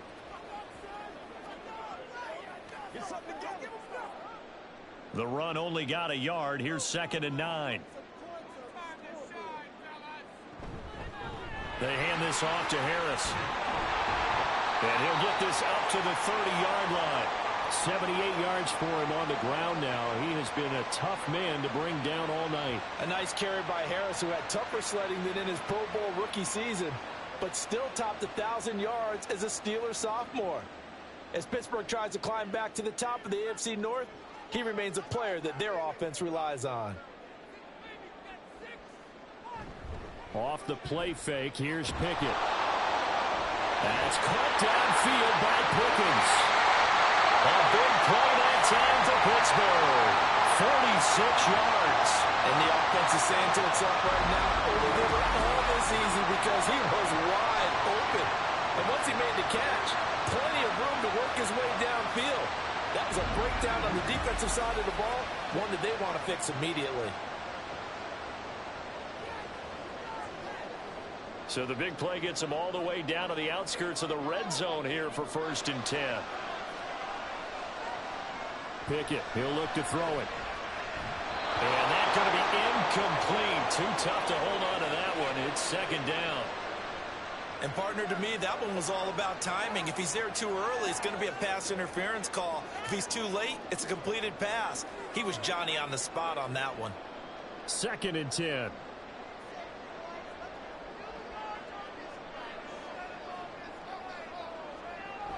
They'll try the right side with Harris. And he'll get a couple here down to the 22.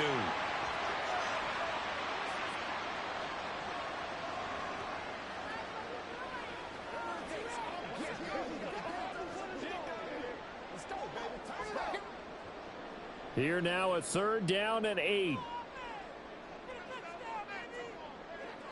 Back to throw, Pickett. Trying to get it to Robinson, and it's intercepted. Picked up by Denzel Ward. And the Browns are going to take over at their own 13-yard line. Well, they were in a great position to take the lead, Charles. Obviously, all they needed was a field goal to do that. They wanted the touchdown. Unfortunately, they're going to get neither. And you know every offense talks about the same thing each week, don't they, Brandon? They want to end every drive with a kick, whether it's a field goal attempt, a point after the touchdown, or at worst a punt. This time they had that opportunity but didn't get it because you know the field shrinks that close to the end zone, and that allows a defense to tighten up their coverage, and they picked that one off.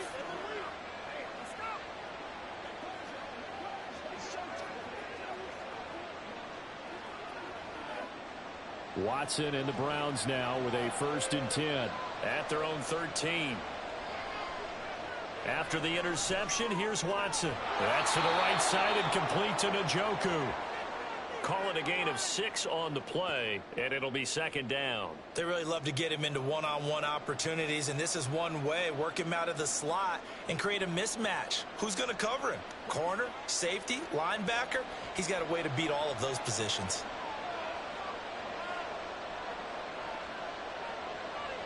Watson. And that's off the mark, incomplete. As tight ends go, he might not provide the super flashy plays very often, but he's pretty reliable. Usually an excellent target and normally catches what's thrown to him, but he didn't on that play. Now they face a 3rd down and 4 after that incompletion on 2nd down. Out of the gun, Watson. Work in the middle of the field, and he's got a man complete. And he is going to have a Browns 1st down by about a yard. It's a gain of 5 on 3rd and 4. Would it be safe to say that as precise as routes are supposed to be run in the NFL, maybe they're not quite as precise in college ball? That's accurate, yeah. And I think we saw a college route in the NFL there. Just find the soft spot, find the dead zone, and find the 1st down. And that's what he just did. Yeah, he's able to push his way forward somehow for a gain of about 2 yards. 2nd down now. They suspected it was a power play up the middle coming at them, and boy, were they right. That defense got downhill in a hurry and limited them to just a couple on 1st down.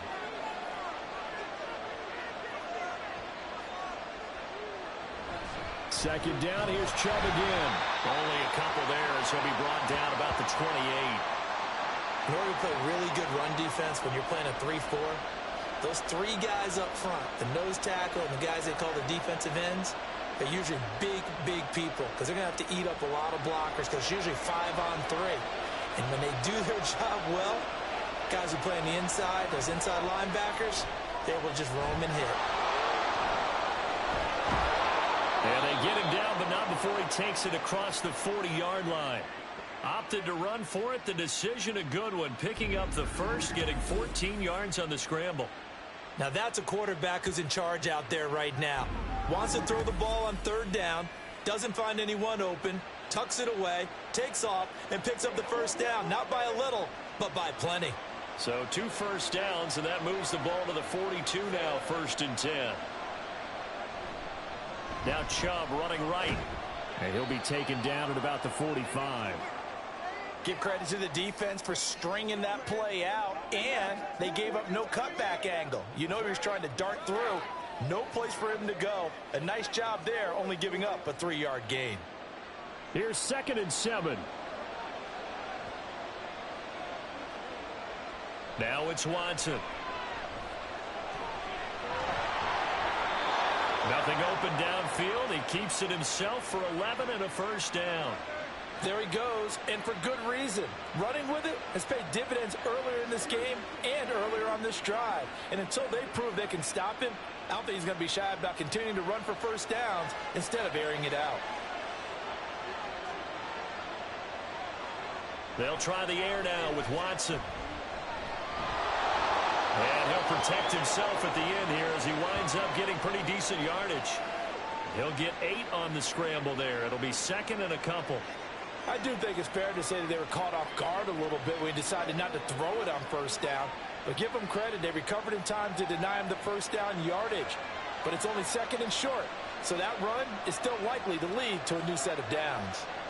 Here's Watson. And he can't find a receiver, and he's brought down. T.J. Watt in there to get him yet again. That is his 3rd sack tonight. They can't figure him out. This has to count as a great team effort today, but this man, he's been at the center of all of it. Really special day for any defense to have this many sacks in a game, even more so for this player. One of the best individual efforts of the season. Terrible towels in full force now as the Steelers get set to defend this 3rd and long. He's got Njoku, his big tight end. And he gets this only to the 41. Not near enough for the first. So the completion good for 7 there. And that's going to make it 4th down. So much about this game is just understanding situations and then having to execute, isn't it? Guard the first down sticks. Don't let them get there. And they rallied and made the tackle. And that is no good. And we will remain tied here in this 3rd quarter. Well, Brandon, anything beyond 50, you start rolling the dice a bit. And once you get up around 57, 58 yards, the chances of making it go down dramatically. And sure enough, this one winds up no good. And Pittsburgh getting set to take the field. Not an ideal way to end their previous drive. They threw the interception, Charles, after they had built up some momentum. They were moving the football, but something to at least build on for this offense as they run back out here. Yeah, you're right about that. Up until that last play, everything was working pretty well for this offense, gaining chunks of yardage, getting first downs, really making a push for the end zone, and looked like they had a nice rhythm going. Now you got to have a short memory here. Don't focus on the interception. Focus on what came before it and get back to it. 87 yards on the ground for him so far. First play of the drive, let's give credit all around. Excellent blocking, but the guy carrying the ball, he was the finisher. A really nice run.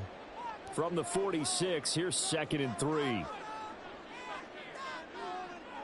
Now Pickett. A short one there to Freiermuth. And Freiermuth going to have a Steelers first down as a tackle made at the 42. His 5th catch tonight, and it's good for a first down. And there's a completion to the tight end. And look at the size of these players nowadays. At that spot, 6'4", 6'5", and up. A lot of guys used to be basketball players, somehow came back to football. And that's really good for the game of football. You're getting better athleticism, great hand-eye coordination, guys who know how to control their bodies when they run their routes. And now a throw on first down there, but it's incomplete. Well, he certainly thought he had an open look beyond the first down marker to his receiver, but they just couldn't connect, and that will send them back to the drawing board. Ball on the 42 as they come up 2nd and 10. Looking to throw, Pickett. Throw left side, hauled in by Pickens. And they're going to have another first down as he's going to be tackled at the Browns' 29-yard line. They give him 13 yards there on the play and a fresh set of downs.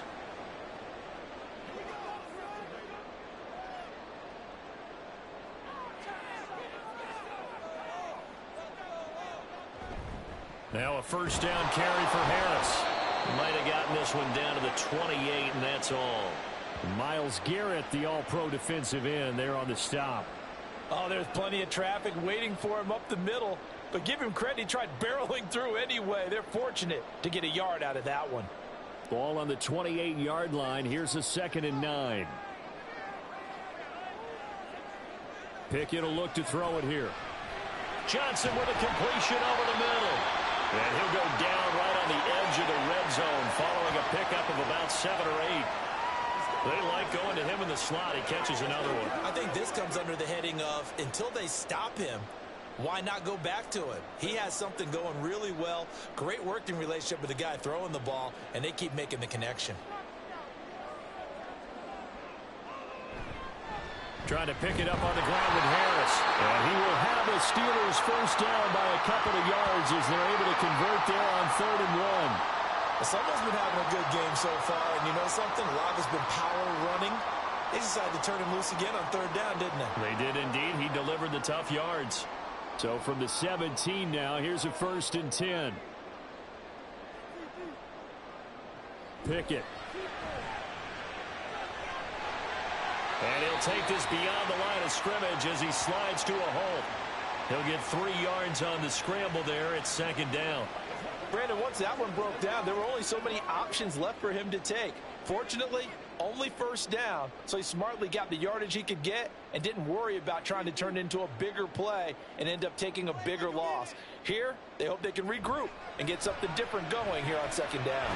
They'll find Najee Harris. And the Steelers are going to have a 1st and goal coming up as the tackle made at the 3-yard line. I'll tell you what, this offense is playing a little bit of keep away right now. They've come out here in the 3rd quarter, possessed the ball for quite a while, and they keep on converting. Nice pitch and catch there to set up the 1st and goal.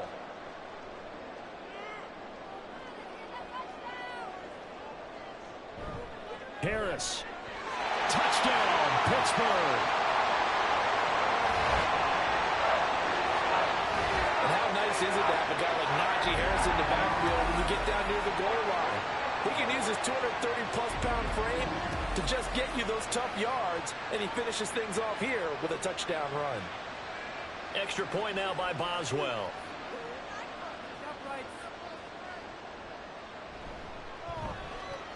And they will take a 7-point lead now. So that one a pretty time-consuming 10-play drive. And it was Najee Harris who finished it off with a touchdown run.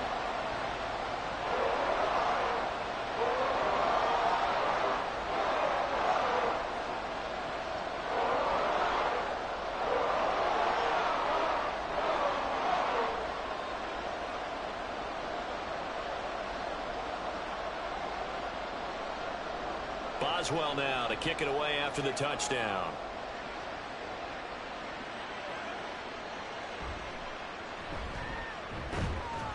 And he'll be tackled just shy of the 25. Ready to take over again on offense. Out comes Cleveland. And the way their last drive ended, boy, it was frustrating. They had a pretty good drive going. It was sustained, and then it stalled out, Charles, and they missed the field goal and got nothing out of it. Is that insult to injury? Because they had such a sustained drive, as you noted. So you know for the head coach, it almost felt like a little bit of failure to send out the field goal unit and then to not even see the ball go through the post. What a bummer on that last drive for them. Got to pick themselves up. He's got him in, complete. A big play that time for Cleveland. And even 40 yards. And this is how you answer a touchdown the other end. You come out throwing to start your own drive. And not just throwing, but pushing it down the field. And they come up with a big play as they try to answer back with a score of their own.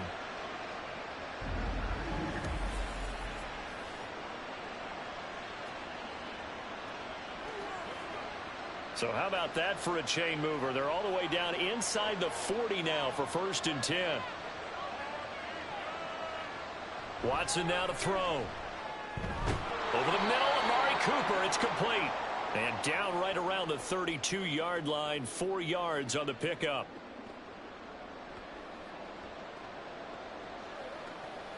Let's do our thing. Let's do our thing. Let's focus in on what we gotta do. 2nd down and 6 now. A shotgun snap for Watson. Steps away to his left. And inside the 20 before he's brought down. Good coverage downfield led to him taking off, picking up the first down on a 13-yard run.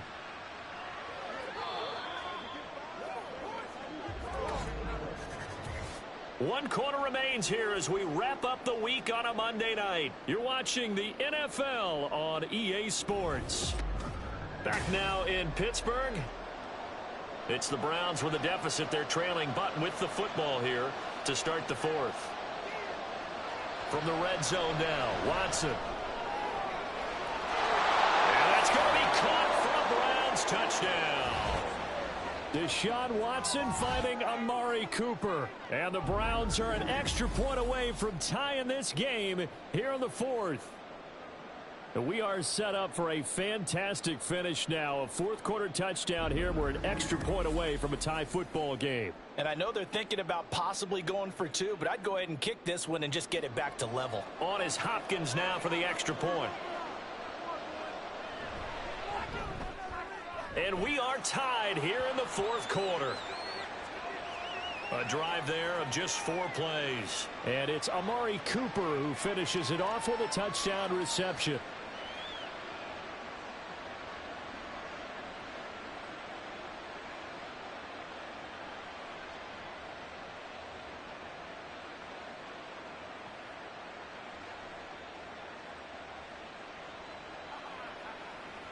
All right, go get him now.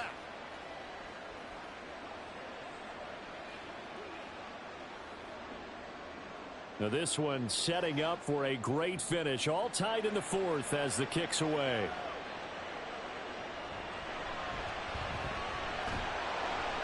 And he will make it to the 20-yard line and no further. And Pittsburgh getting set to take the field. Well, they just gave up the score to tie it. That's the bad news. The good news, plenty of time in this fourth quarter to try to grab that lead back.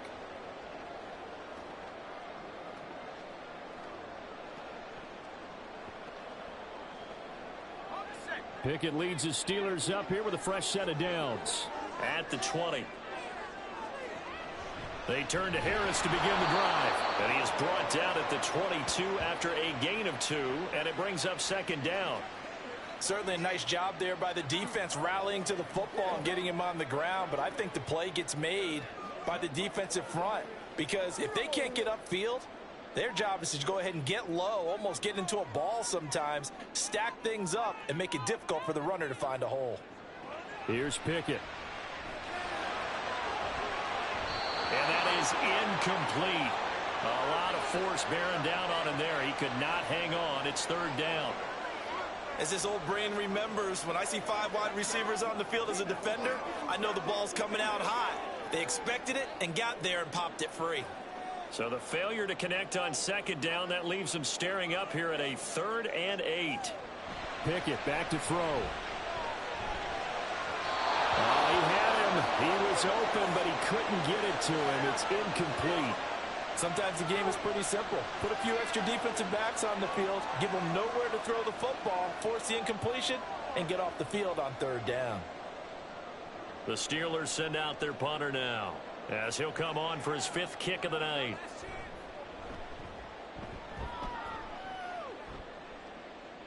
And a fair catch called for and made just inside the 35-yard line. A 40-yard punt, no return. And they will take over 1st and 10.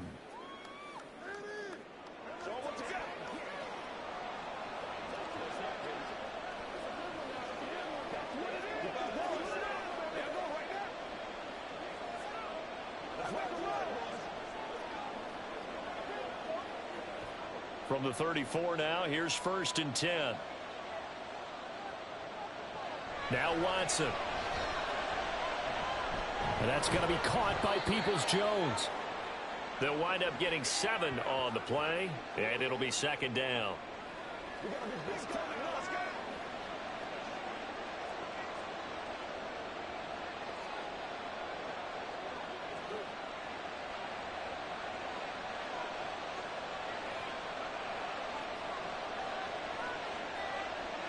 To throw is Watson. That's complete to Peoples-Jones. They call his number again. It's his 6th catch and a first down. The start for them near flawless. Defense gets him a 3-and-out. 2 quick pass connections on offense. So that's how a team works together. Just what you described. Get them the ball, give them a little momentum, and they're capitalizing off of that. Thanks a lot, guys. On first down, they'll run with Chubb. And a lane slow and materializing there as he'll get maybe a yard up to the 45. Yeah, things were pretty stacked up there in the middle of the line. A lot of bodies, not much space. I think ultimately he was fortunate to get anything out of that run. 2nd and 9.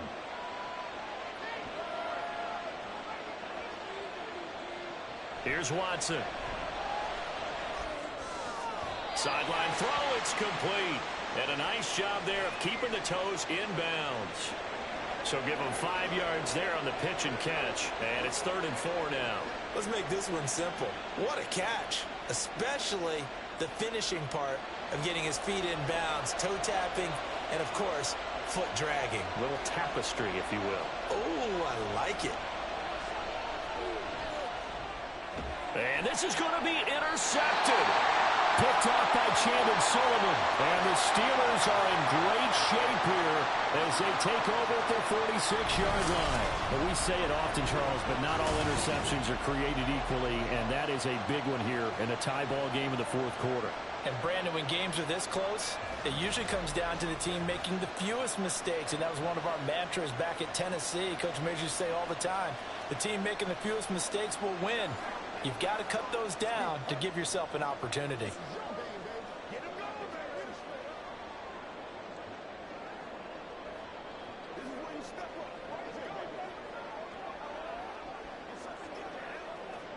So good starting field position for him here as they come up 1st and 10 at their own 46.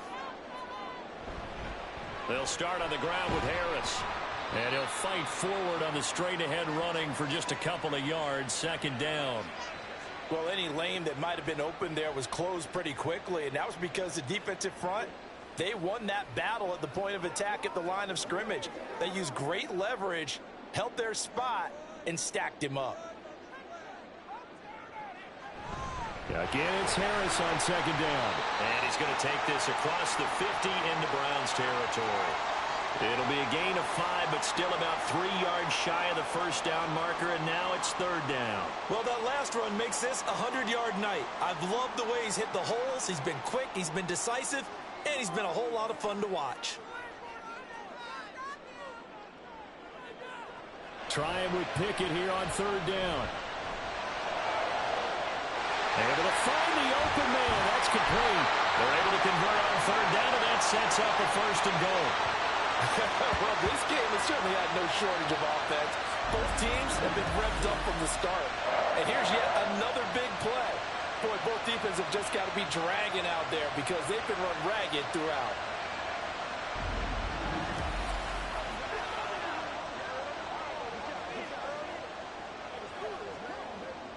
Now a chance to make that big play really hurt. It's 1st and goal just outside the 5. Pickett, he'll look to throw it. Got his man, it's caught for a Steelers touchdown. Kenny Pickett finding Pat Freiermuth. And the Steelers have broken our tie and have taken a 4th quarter lead. He was on point throwing the ball right there. He had the big play to get him down close, and then he delivers a touchdown pass on 1st and goal. And you mentioned the big play that got him down close. I think that big play left him reeling a little bit. They didn't recover from it. And, you know, they always talk about having to have a short memory on defense after a big play against you. Looks like their memory was a little too long there. Extra point put through by Boswell. And they will take a 7-point lead.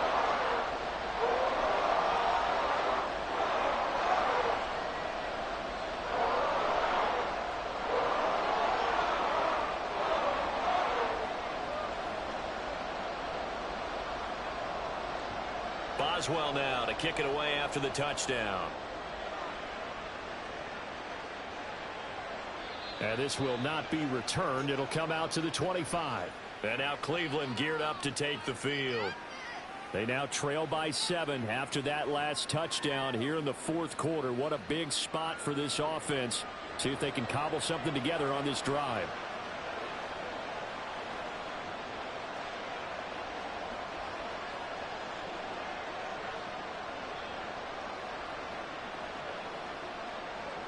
Watson and the Browns now with a 1st and 10 at their 25-yard line.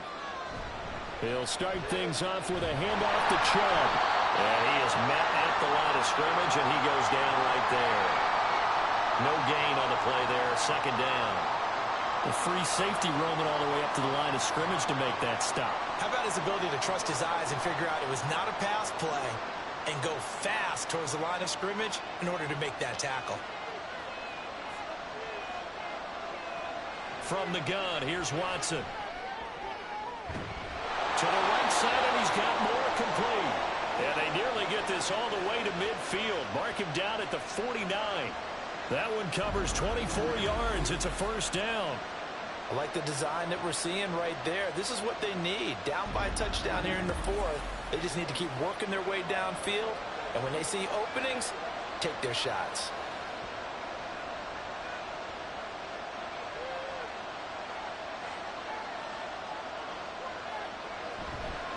Chubb on the counter. And he is met in his tracks behind the line of scrimmage.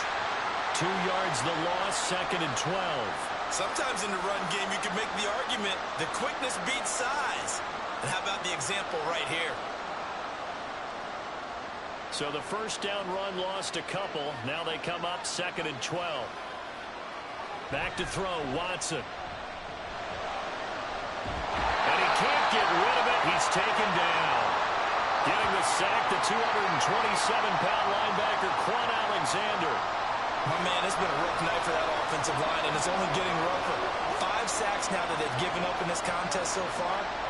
It feels like the witching hour out here, doesn't it? Okay, stupid question. What's the witching hour? Yeah, the witching hour. That's when everything goes haywire late at night. He'll fire deep, looking for more. And he bats it away, and it falls down incomplete. Just because you got the lead in the 4th, it doesn't mean you have to play it safe. I like the aggressive play call there to push it downfield. That time, it didn't work out. The Browns send out their punter now as he's on to kick it away. This is away, but boy, headed straight for the sidelines. And this is going to be ruled out, I think, just inside the 20. Yes, it will. Side judge calls it at the 19-yard line. George Pickens back out now with the rest of the offense. Let's see here, Charles. 6 catches, over 100 yards. Call that a pretty good day at the office. And I love the accumulation, the catches, the yardage. That means he's having a pretty good impact on this ball game and really helping his team out in a big way. Means he wants the football again, right? And it's funny because some of these receivers are very vocal about how much they're getting it. Others are quieter, but they still let you know, give me the ball, I'm going to make a play. And this is going to be a Steelers 1st down as he's able to take this up to the 30-yard line. No doubt those are the types of carries they're looking for here, Charles. The lead in the 4th quarter. This is when coaches that have a reliable running game, they breathe a little easier on the sideline. Yeah, they love the idea that they can take the air out of the football at this point of the game. That means they're really counting on that offensive line, counting on the runners, taking care of the football. Because you're going to tell your quarterback, hey, no time to be a hero. We're not going to throw it here. Just eat up that clock. And if you have the ball, they can't score. Back-to-back good plays have them on the move on 1st down. Back to throw, Pickett. That's caught, Allen Robinson. And he has a big gain inside the 40 before being dropped. A good pickup there, 21 yards. These guys certainly are not hiding what their intention is. They're absolutely showing it. They're definitely not going to sit on this lead here in the 4th quarter.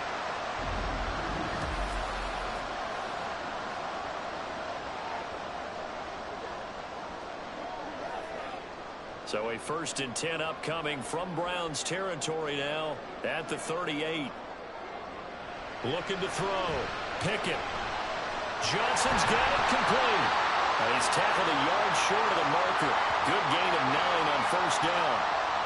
So a decent gain there, but not their fourth consecutive first down like they had on the first 3 plays. You sound almost disappointed there. You want to fire the offensive coordinator on that one or what? They'd gotten into a rhythm. I thought they were just going to keep going. Well, almost a win for the defense, but if that's your win, you're not doing very well right now. Off the play fake, here's Pickett. Now a short pass pulled in by Washington. And they're going to have another first down as he's going to be tackled at the Browns' 18. 11 more yards there, and this methodical drive continues. These guys are running offense like you drive. The pedal is down, stomped down. How about that? Back-to-back completions. They are rolling. So much for being conservative and running that football. They'll throw again with Pickett. That throw finds Pickens in the end zone. Touchdown Steelers. A great play there with his second touchdown of the night. And the Steelers have opened up a 2-touchdown lead here in this fourth quarter. Now that's certainly an important touchdown there. It makes this a 2-score game. But as we've seen, no lead is safe in this one with the way these two offenses have lit up the scoreboard. I would imagine that on their sidelines, they're both yelling at their defenses, hey, you want to get involved here? One big play from you, that could win the game for us. Boswell good with the extra point, and the lead now up to 14.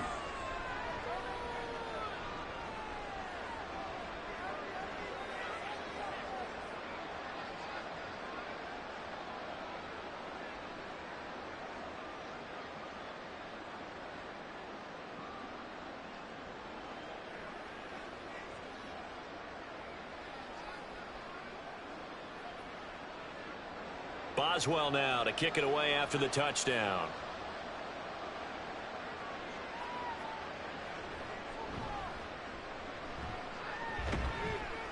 And he won't quite make it to the 25.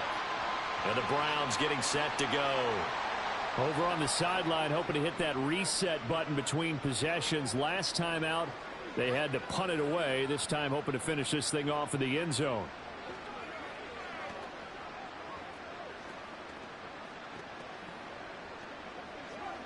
Watson and the Browns now with a 1st and 10 at their own 24. They'll fake the handoff. Now Watson. And he slides and covers up at the end as he's going to be able to pick up decent yardage. He'll get 8 on the scramble there. It'll be 2nd and a couple. And this is a rarity in the NFL, a 100-yard game on the ground for a quarterback. Even as those passers get more athletic and mobile, we only see about 5 of these a season. It takes a special set of circumstances for it to happen, and of course, a special player. Here's Watson now on 2nd down. And for the 4th time tonight, it's an interception. Picked off by Cole Holcomb. And his guys are going to get the football at the 37-yard line.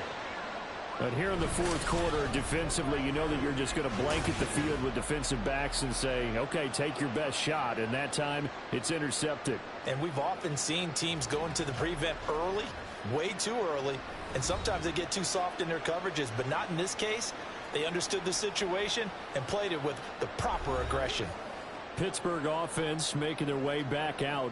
They have to like the position that they are in. Fourth quarter, 2-score lead, and now the ball back after the INT. Line of scrimmage, the 37 on 1st and 10. Now Pickett. And that one's going to come up a little short. It's incomplete. They were looking for Johnson that time, but it's going to be 2nd down.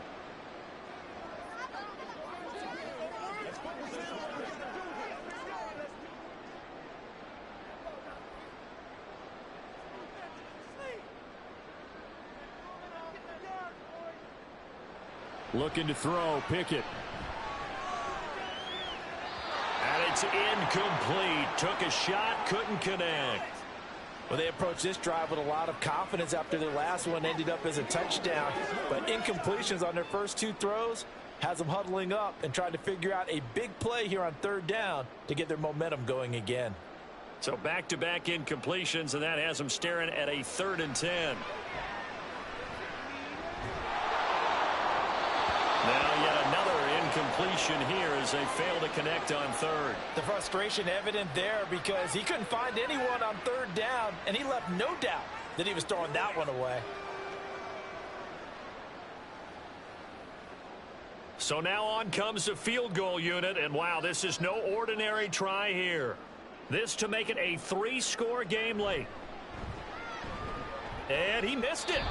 It's no good, and this will remain a 2-touchdown game. Now this one now not over yet, Charles. You've got a sliver of hope on that other sideline. Certainly do, because that would have made it a 3-score game, and that probably would have been curtains at that point. But now if they can get down the field quickly and somehow get the ball back one more time, we may have a different ball game.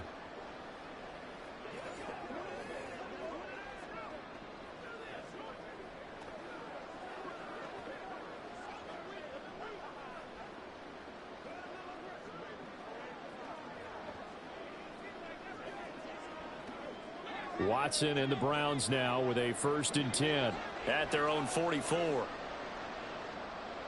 They go back to the air here after the INT on the last drive. Well, we've talked about it, CD, but it bears repeating. They are struggling to throw the football. All the interceptions and more incompletions. It just doesn't look like things are in sync out there. I would agree with that, and it's not a good day when you feel like an incomplete pass is almost a win for you because it wasn't intercepted. And I think the receivers now, when they're running their routes, they want to catch the ball, but they also want to make sure that the defenders don't take it away. Another throw on 2nd down, and this one incomplete as well. But so far in this drive, they've done some good work. They force incompletions on 1st and 2nd down, bring up 3rd and 10. That brings up the big question. Do they bring pressure, or do they play coverage on this down? Now they face a 3rd and 10 after back-to-back incompletions. Now it's Watson.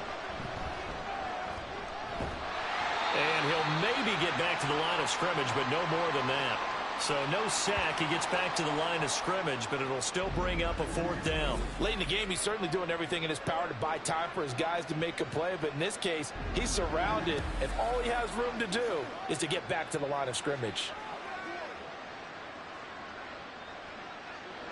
And they're indeed going to go for it here on 4th down. So trailing here in the last quarter. Let's see how this plays out. And he's brought down. Can't do anything with a football. It's a sack and a turnover on downs. The Browns unable to move the chains on 4th down. And the Steelers, they're going to take over an excellent field position. So they really needed points here in a 2-score game. Could not come away with anything there on 4th. And while we know they're a little bit discouraged here, they can't check out of this game. You and I have called a good number of games over the course of our career where we've seen these types of situations. Teams get the ball back, and that miracle does occur. So they can't let that dream go just yet. They have to get stout on defense here. Yeah, right now really hoping for a turnover. Line of scrimmage, the 37 on 1st and 10.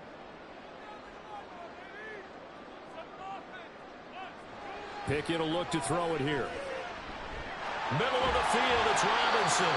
A good gain of 9 before he's brought down at the 28.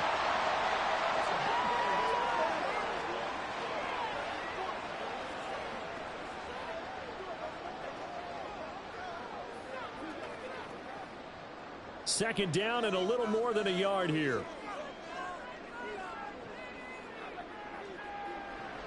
Pickett going to bootleg it. And his throw here's incomplete. Even in today's NFL, when we think of the tight end position now as really a glorified wide receiver, we're still asking a lot of those guys. They have to block as well, and every now and then they don't come down with the football. They tried the throw on 2nd down, unsuccessful. Now it's 3rd and 1. Pickett. He's got his target. That's complete. And he'll be out of bounds just inside the 25-yard line. A gain of 4 that time as the drive continues. When you have someone throwing it that well, that confidently, you don't have to call the game in fear at all, do you? You just go ahead and play. Yep, confidence with a lead to throw it here in the 4th, and boom, he's on the money. Yeah, you don't have to tuck your head in and go like turtle at this point. You can just go ahead and play. That's going to be caught. And he doesn't quite make it, taking it within an eyelash. Dropped at the 1. 23 yards on the play. Well, normally you might say start running the football. You've got the lead here in the fourth quarter, but the way that they've passed it with such success, I don't know, maybe keep throwing it. Yeah, I think you brought up something that goes against conventional wisdom, right? In this stage of the game, you would think you would switch to a running attack, but you're exactly right.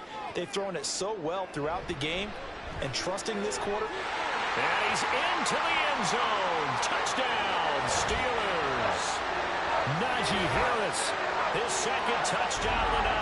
And the Steelers have put this one to bed here in the fourth quarter. Everybody in the stadium knew what they were going to do right there, CD. 3 tight ends on the field, all that extra bulk, and they run it in. And you saw where that one went, right? You run it over your best blocker. I can just see the head coach right now. I want to run this one over the big boy. And they got it done. Extra point put through by Boswell. And the lead now to 3 touchdowns at 21.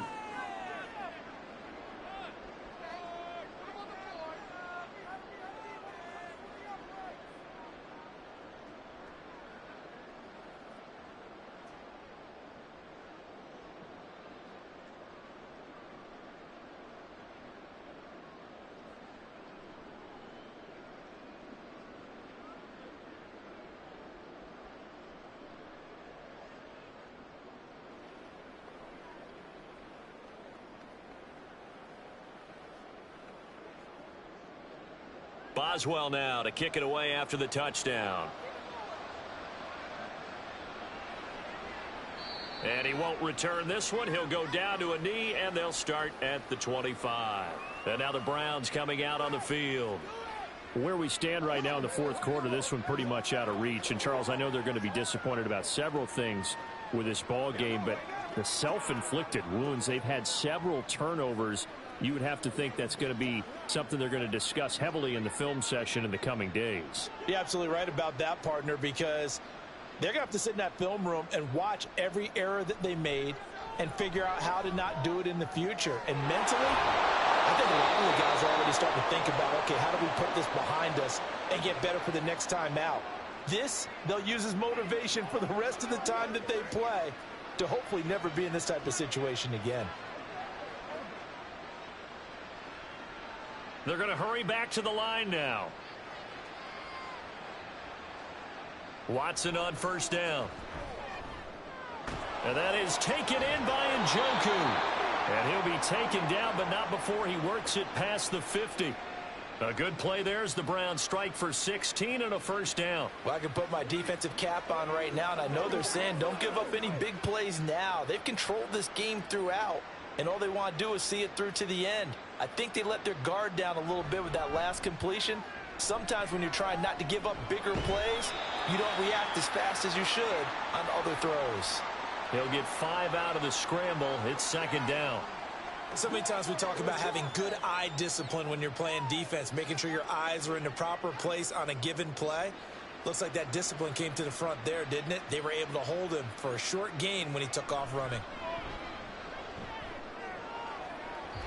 And that is incomplete.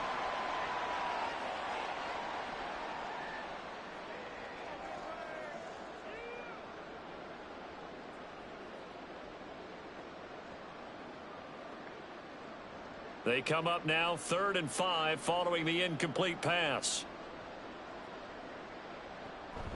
Off of play action, it's Watson. And he is caught. And they're going to have themselves another first down as the tackle's made at the Steelers' 29-yard line. 13 yards to pick up there. Good for a Cleveland first. But it appears that they read man defense and went to the out route. And what you have to do on that one is the receiver's got to make sure he works the defender towards the middle of the field to give himself space to cut to the outside and have that ball delivered with good timing. And they got it done. Watson's throw into the hands of Peoples-Jones. And he's out of bounds. Almost gets to the 10.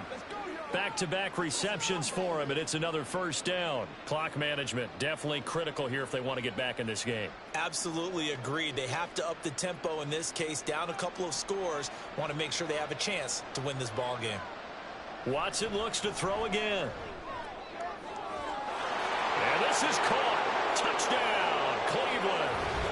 Deshaun Watson finding Amari Cooper. And the Browns have got it back to a 2-score game here in the fourth. And that touchdown puts us in a position to have a discussion, doesn't it? Now it'll be a two-score game after the conversion. Yeah, I mean, there's no doubt with a two-score game they're going to have to onside kick it. We'll just see if they've got a miracle up their sleeve. And you wonder what onside kicks they're going to use and in what sequence if they hope to have a chance to win this game.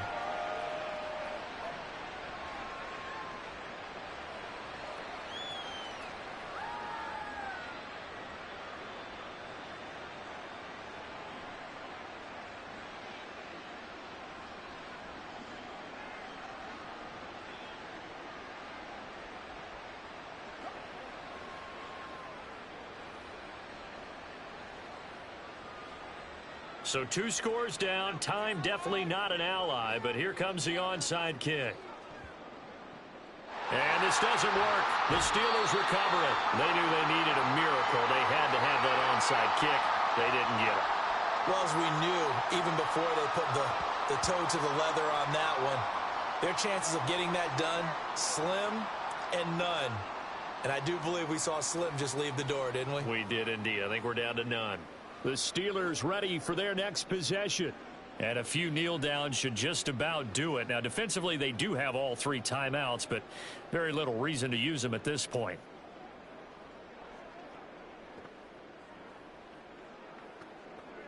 So here's a 1st and 10 at the 38.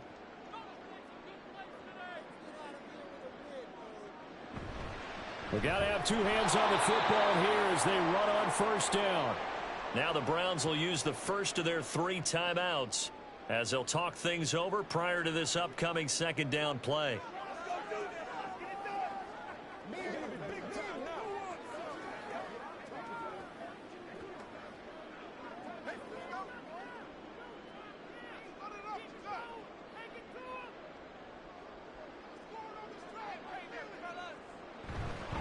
Another run on 2nd down, trying to cover up. And he'll go down at the 28. Now the Browns signal for the 2nd of their timeouts as it comes with 1:15 left to go in the 2nd half.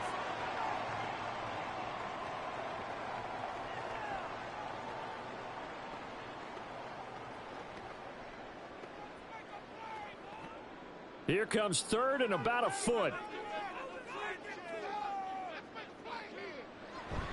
They run the play fake. Here's Pickett. And that's going to be incomplete. The coverage too good there. The contact popped the ball free, and it's 4th down. One thing you hope to see out of a rookie tight end is a real concentration when the ball's in the air, and I'm not sure that he didn't, but he has to be prepared for people making a play on it when that ball's up for grabs. Here we go. It's Pickett on 4th down. And it's incomplete. They cannot convert, and they turn it over. Mike Tomlin takes a shot here, but to no avail. And this Browns defense stands tall. So now it's Watson and the Browns. Down by 2 touchdowns. 1:08 to go. Now the 4th down stop, the first of a series of events that will need to break their way. But bottom line, they're still alive.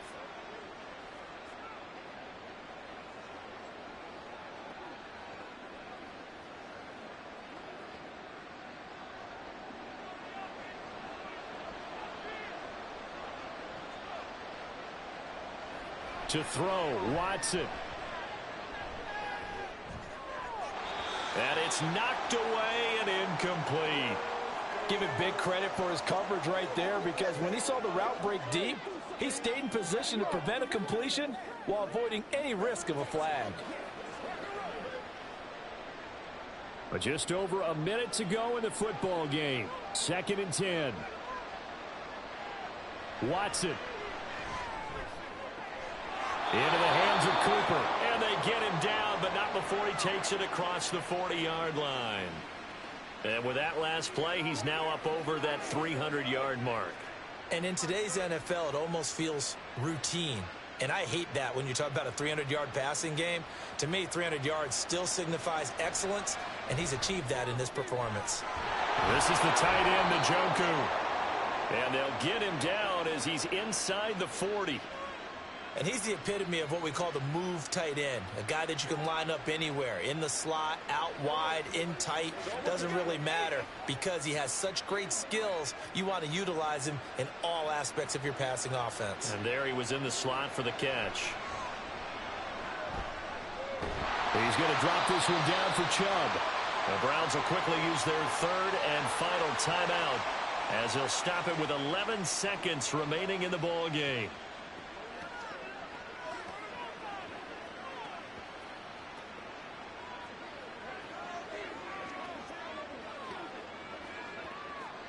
Second down, 8 yards to go. Now Watson. That is incomplete. When you're leading in the final quarter, your radar has to be up for any potential deep shots. And probably not the last one they're going to see in this game, not as long as they hold this lead.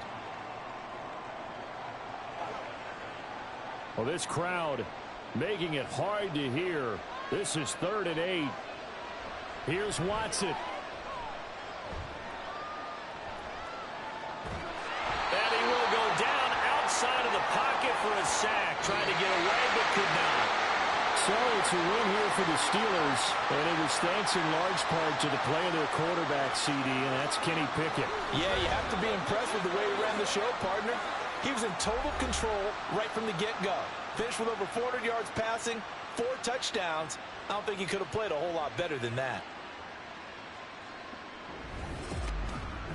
So that's a wrap for Charles Davis. I'm Brandon Gaudin. And this has been a presentation of the NFL on EA Sports. For more, check us out at easports.com. The Steelers earn the win at home as we say so long from Pittsburgh.